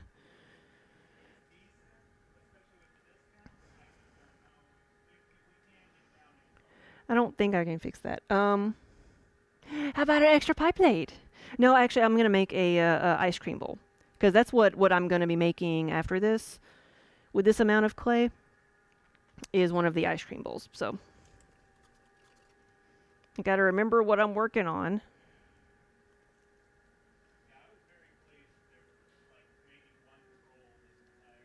Yeah.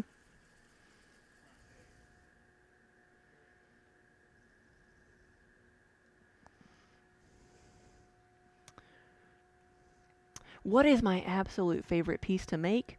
Something that is already sold. Something that's already sold. That way I know I'm not wasting my time.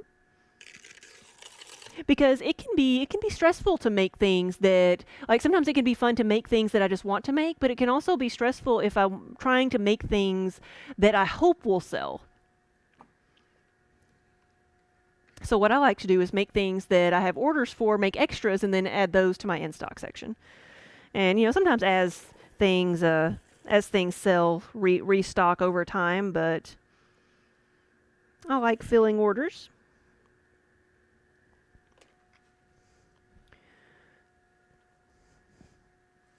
But seriously, I know like some of the pieces that I just enjoy making because I enjoy the challenge of the shape is a like bottles. I just enjoy bottle forms. Like I don't make them. It's not the most efficient form that I make, but because I don't make them very often, but they are fun. Ooh, that one got a little bit wider than it needs to be, but that's all right. It's a soup bowl. You can't have too much ice cream. Right, so it's a little bit bigger than some of the ice cream bowls, but it's ice cream, right? You can't have too much ice cream. You just can't. You can't do it. So this is an ice cream bowl. It is different than the soup bowls because it doesn't have a handle. So the soup bowls are like this with a handle. Same thing, just without a handle. We call it an ice cream bowl. But you can use either of them for anything you want. I've made the soup bowls for years, and we had people that wanted the soup bowls without a handle because they're easier to stack that way.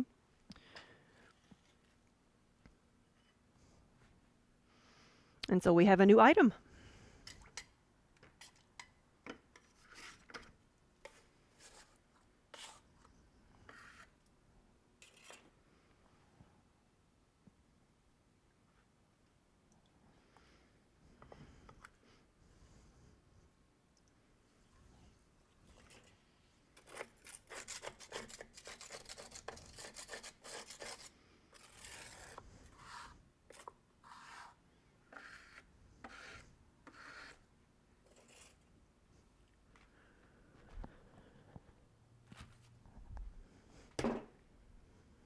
Now, apple baker. I need to make an apple baker. That's what I'm trying to make here.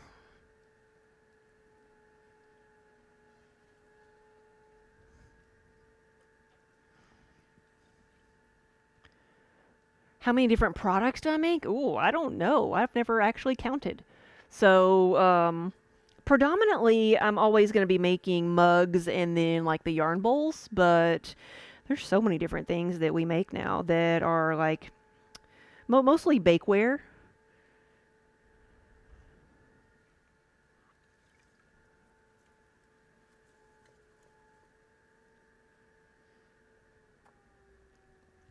Like for a long time, I was making nothing but the yarn bowls and then mugs because that's all I had time to do.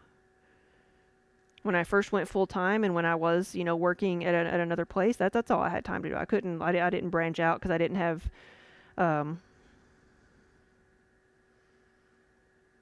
time for a lot of other things.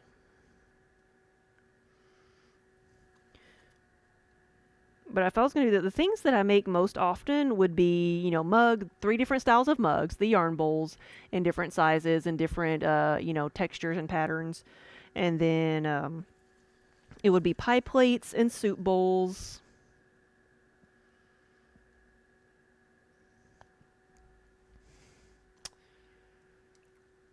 I think what would be next after that.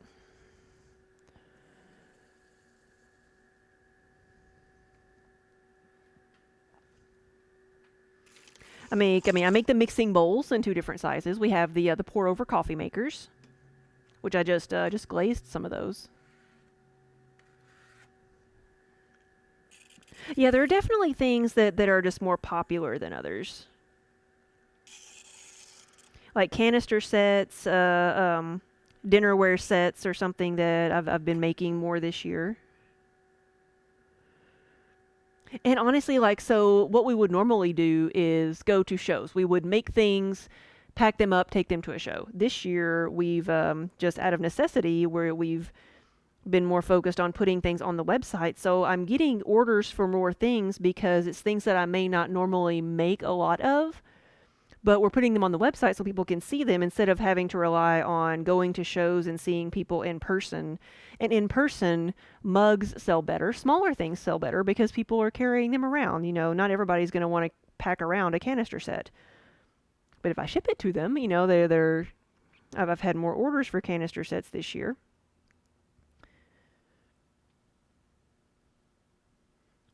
You can just order it on the website.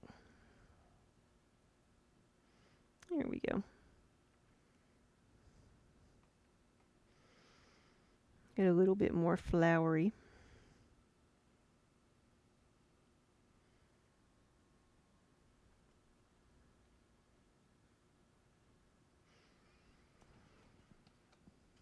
And more people are cooking at home, yeah.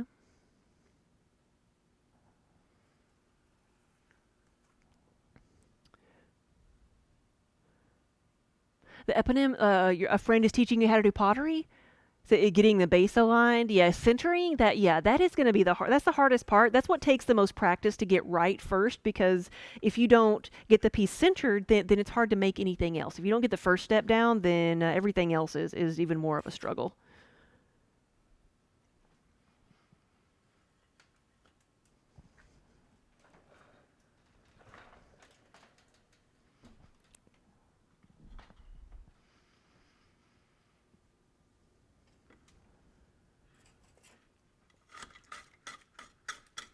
But I'm seeing that with the same thing as far as a more diverse amount of products being purchased. I'm seeing that also with the colors that are being purchased, because when I make things that are just, when I pick the colors and I think, oh, what do I think is going to sell the best? It is usually there are different colors than some of the ones I've been selling this year. Like there are colors that may still be worth having, but that may not be the best sellers, that I'm not going to take to a show. I'm not going to make every one of everything in orange, you know. But I get a lot of orange things ordered on the website because it's an option and it's fairly uncommon. But if I'm going to a show, I'm not going to commit to making a piece orange, right?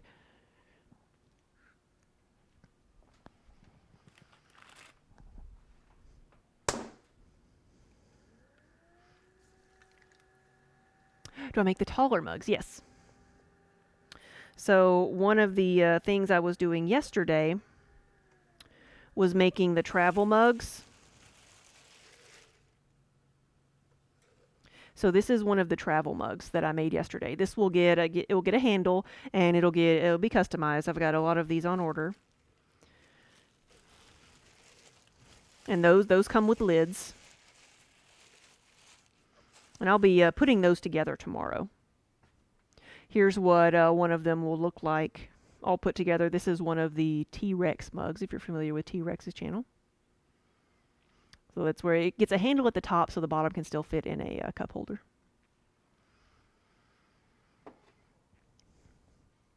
And then this is one of the Dodger mugs, the Dex Bonus mugs.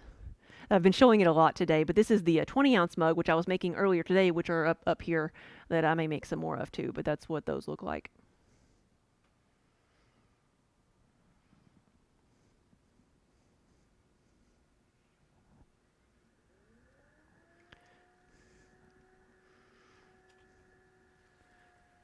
Yeah, people are like, oh, you don't usually see this color because people make the colors that they think sell well. Or for a lot of potters that they do it professionally, normally, like a good rule of thumb is to make a lot of different things, but only use 2 or 3 colors. That way you have a cohesive body of work and you don't have to have a ton of different glaze colors.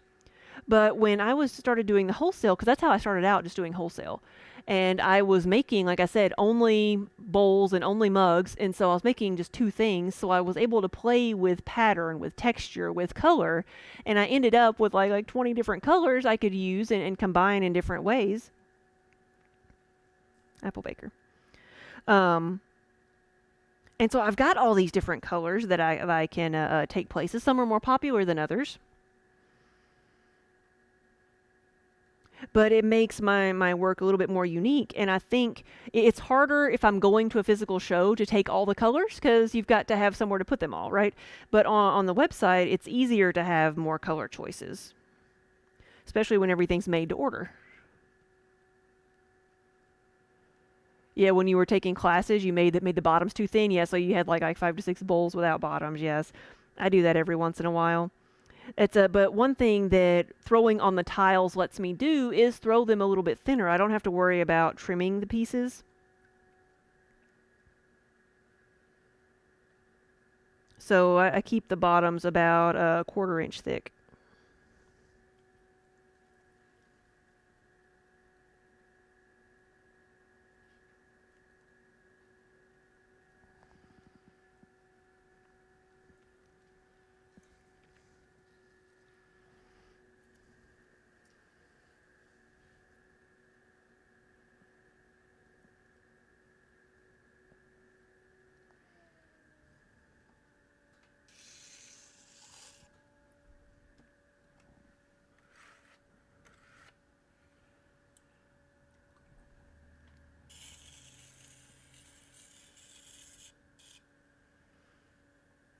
Need to find somebody to do yard cleanup next year. Why?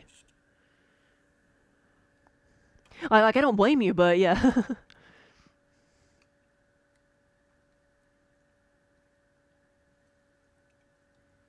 Maybe I missed something.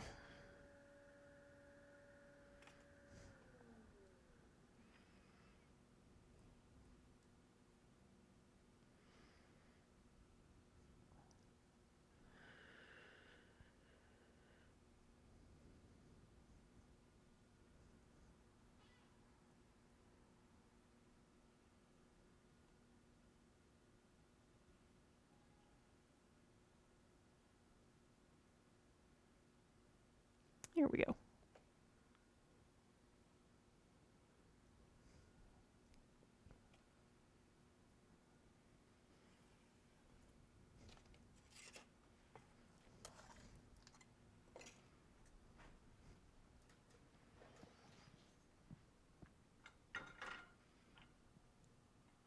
How many of these do I have? 2, 4, 6, 7, 8, 9. One more.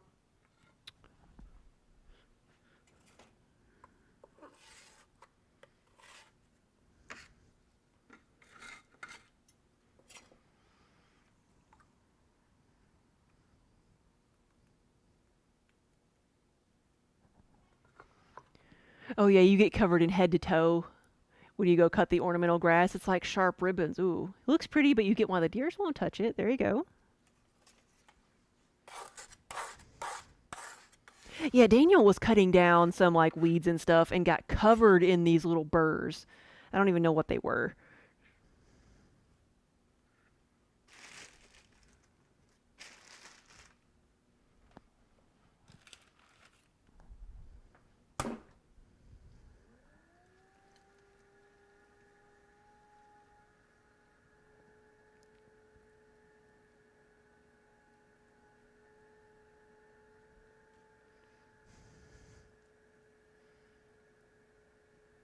Nope. A little bit more water there. There we go.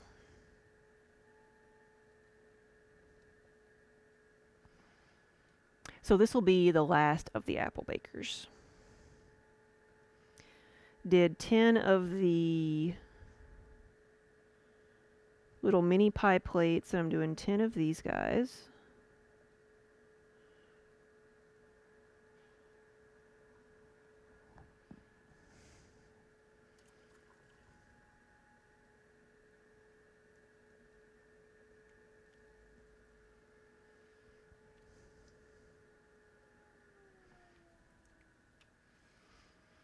A 50-yard skein. Colleen, I might need some help on this. How big is a 50-yard skein?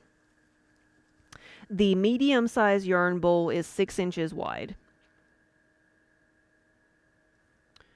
The large one is 8 inches wide, if that helps you at all.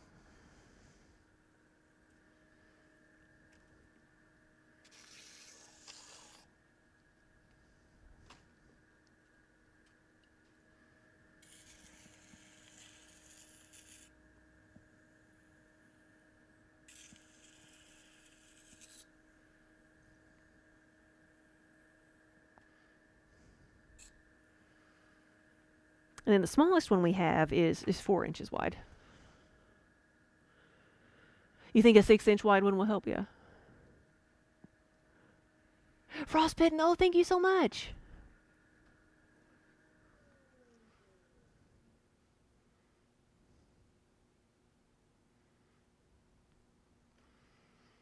What kind did you order?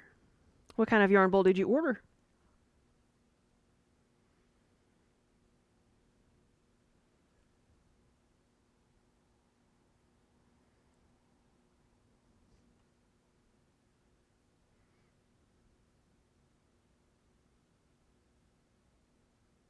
Here we go.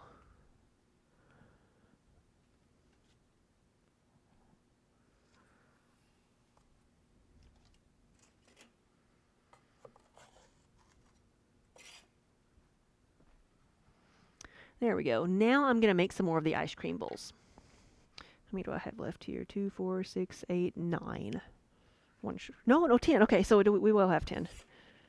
It's like, I thought I counted that to have 10 of each of them. I was right. I used math. So Giraffe, what I just made was an apple baker, which is a single serving baking dish. And I'll show you the finished piece as I get this cleaned up. And then right now I'm going to make about 9 more just ice cream bowls. But yeah, so in about 10 minutes? Yeah. So this is what I just made, which is an apple baker. The spike in the center heats up when you put it in the oven, just like the outside, and it helps cook the piece more evenly, so a little bit quicker. So you take your apple, you core it, put it in here, add your butter, cinnamon, sugar, raisins, nuts, whatever you want to add, and bake it for 45 minutes, and you've got a single serving apple dumpling dessert, baked apple dessert, and you can share it or not. We don't judge.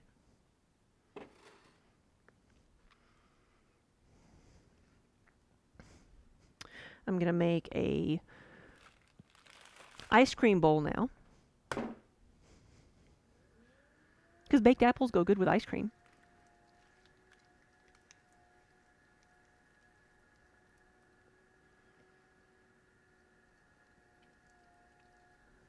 So you can order one in the Stormy Skies color. Was it not an option?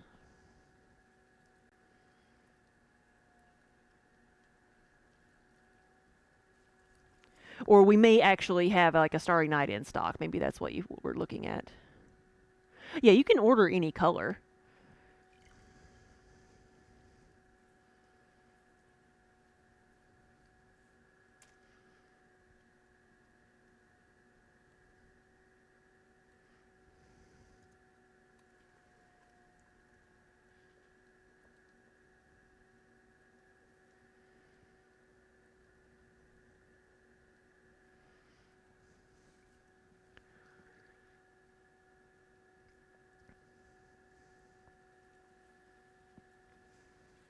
I don't think I'm on the front page anymore. I was there till noon.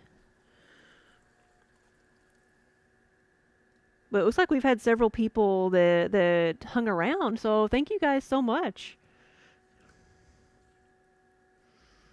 And don't forget, if you want to watch me the rest of this week, if you want to see the rest of these pieces being processed, don't forget to hit that follow button so you'll know when we go live next. After I do maybe this one and one more, we'll probably go take a lunch break.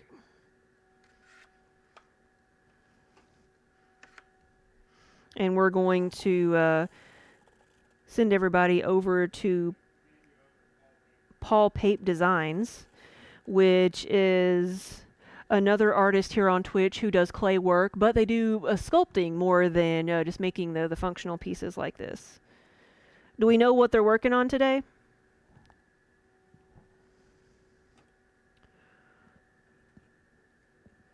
I'm betting we could find out real quick.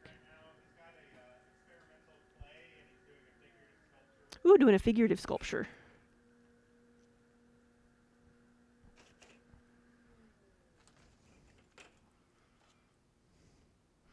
Ingram, you've just been browsing the store for 30 minutes. Well, let me know if you have any questions. And so this is one of the ice cream bowls. Like I said, the ice cream bowl differs from the soup bowl by not having a handle.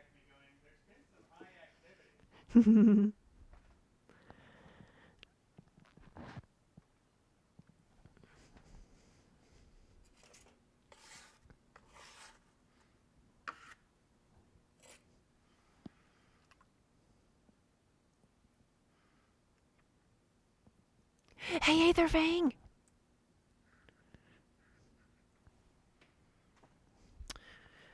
Do I have any more tiles here? Hold on. This might be the last one. Like, I've got more tiles over here, but this may be the last one here.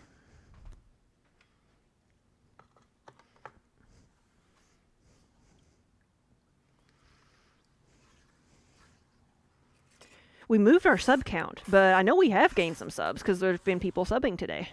And we've had some gifted subs too.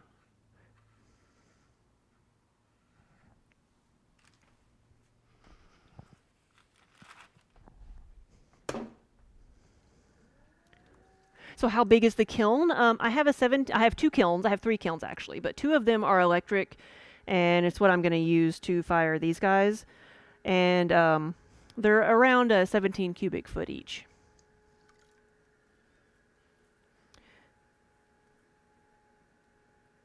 So I can fit in the bisque firing, which is the first firing, where I can stack things and put things close together. I can fit around 200 pieces in there.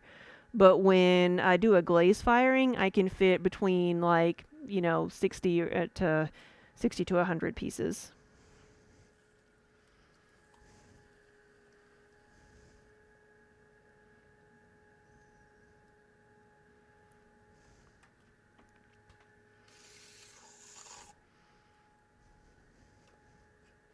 Yeah, and it's something that we try to stream as much of the process as we can. This week I'll be assembling these guys, and then we'll probably go through the entire process of bisquing and then doing some glazes. Like the past 2 weeks, if you look back at the videos, we've been doing a lot of glazing. So you'll see the glazing area and the kiln openings when we take things out of the kiln, so you can see what they look like, see how big they are.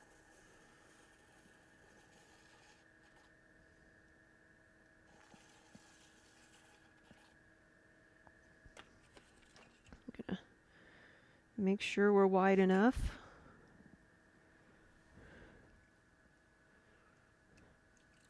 This is the only one that I know of as far as front page slots. They asked if I would do it today, and I said yes.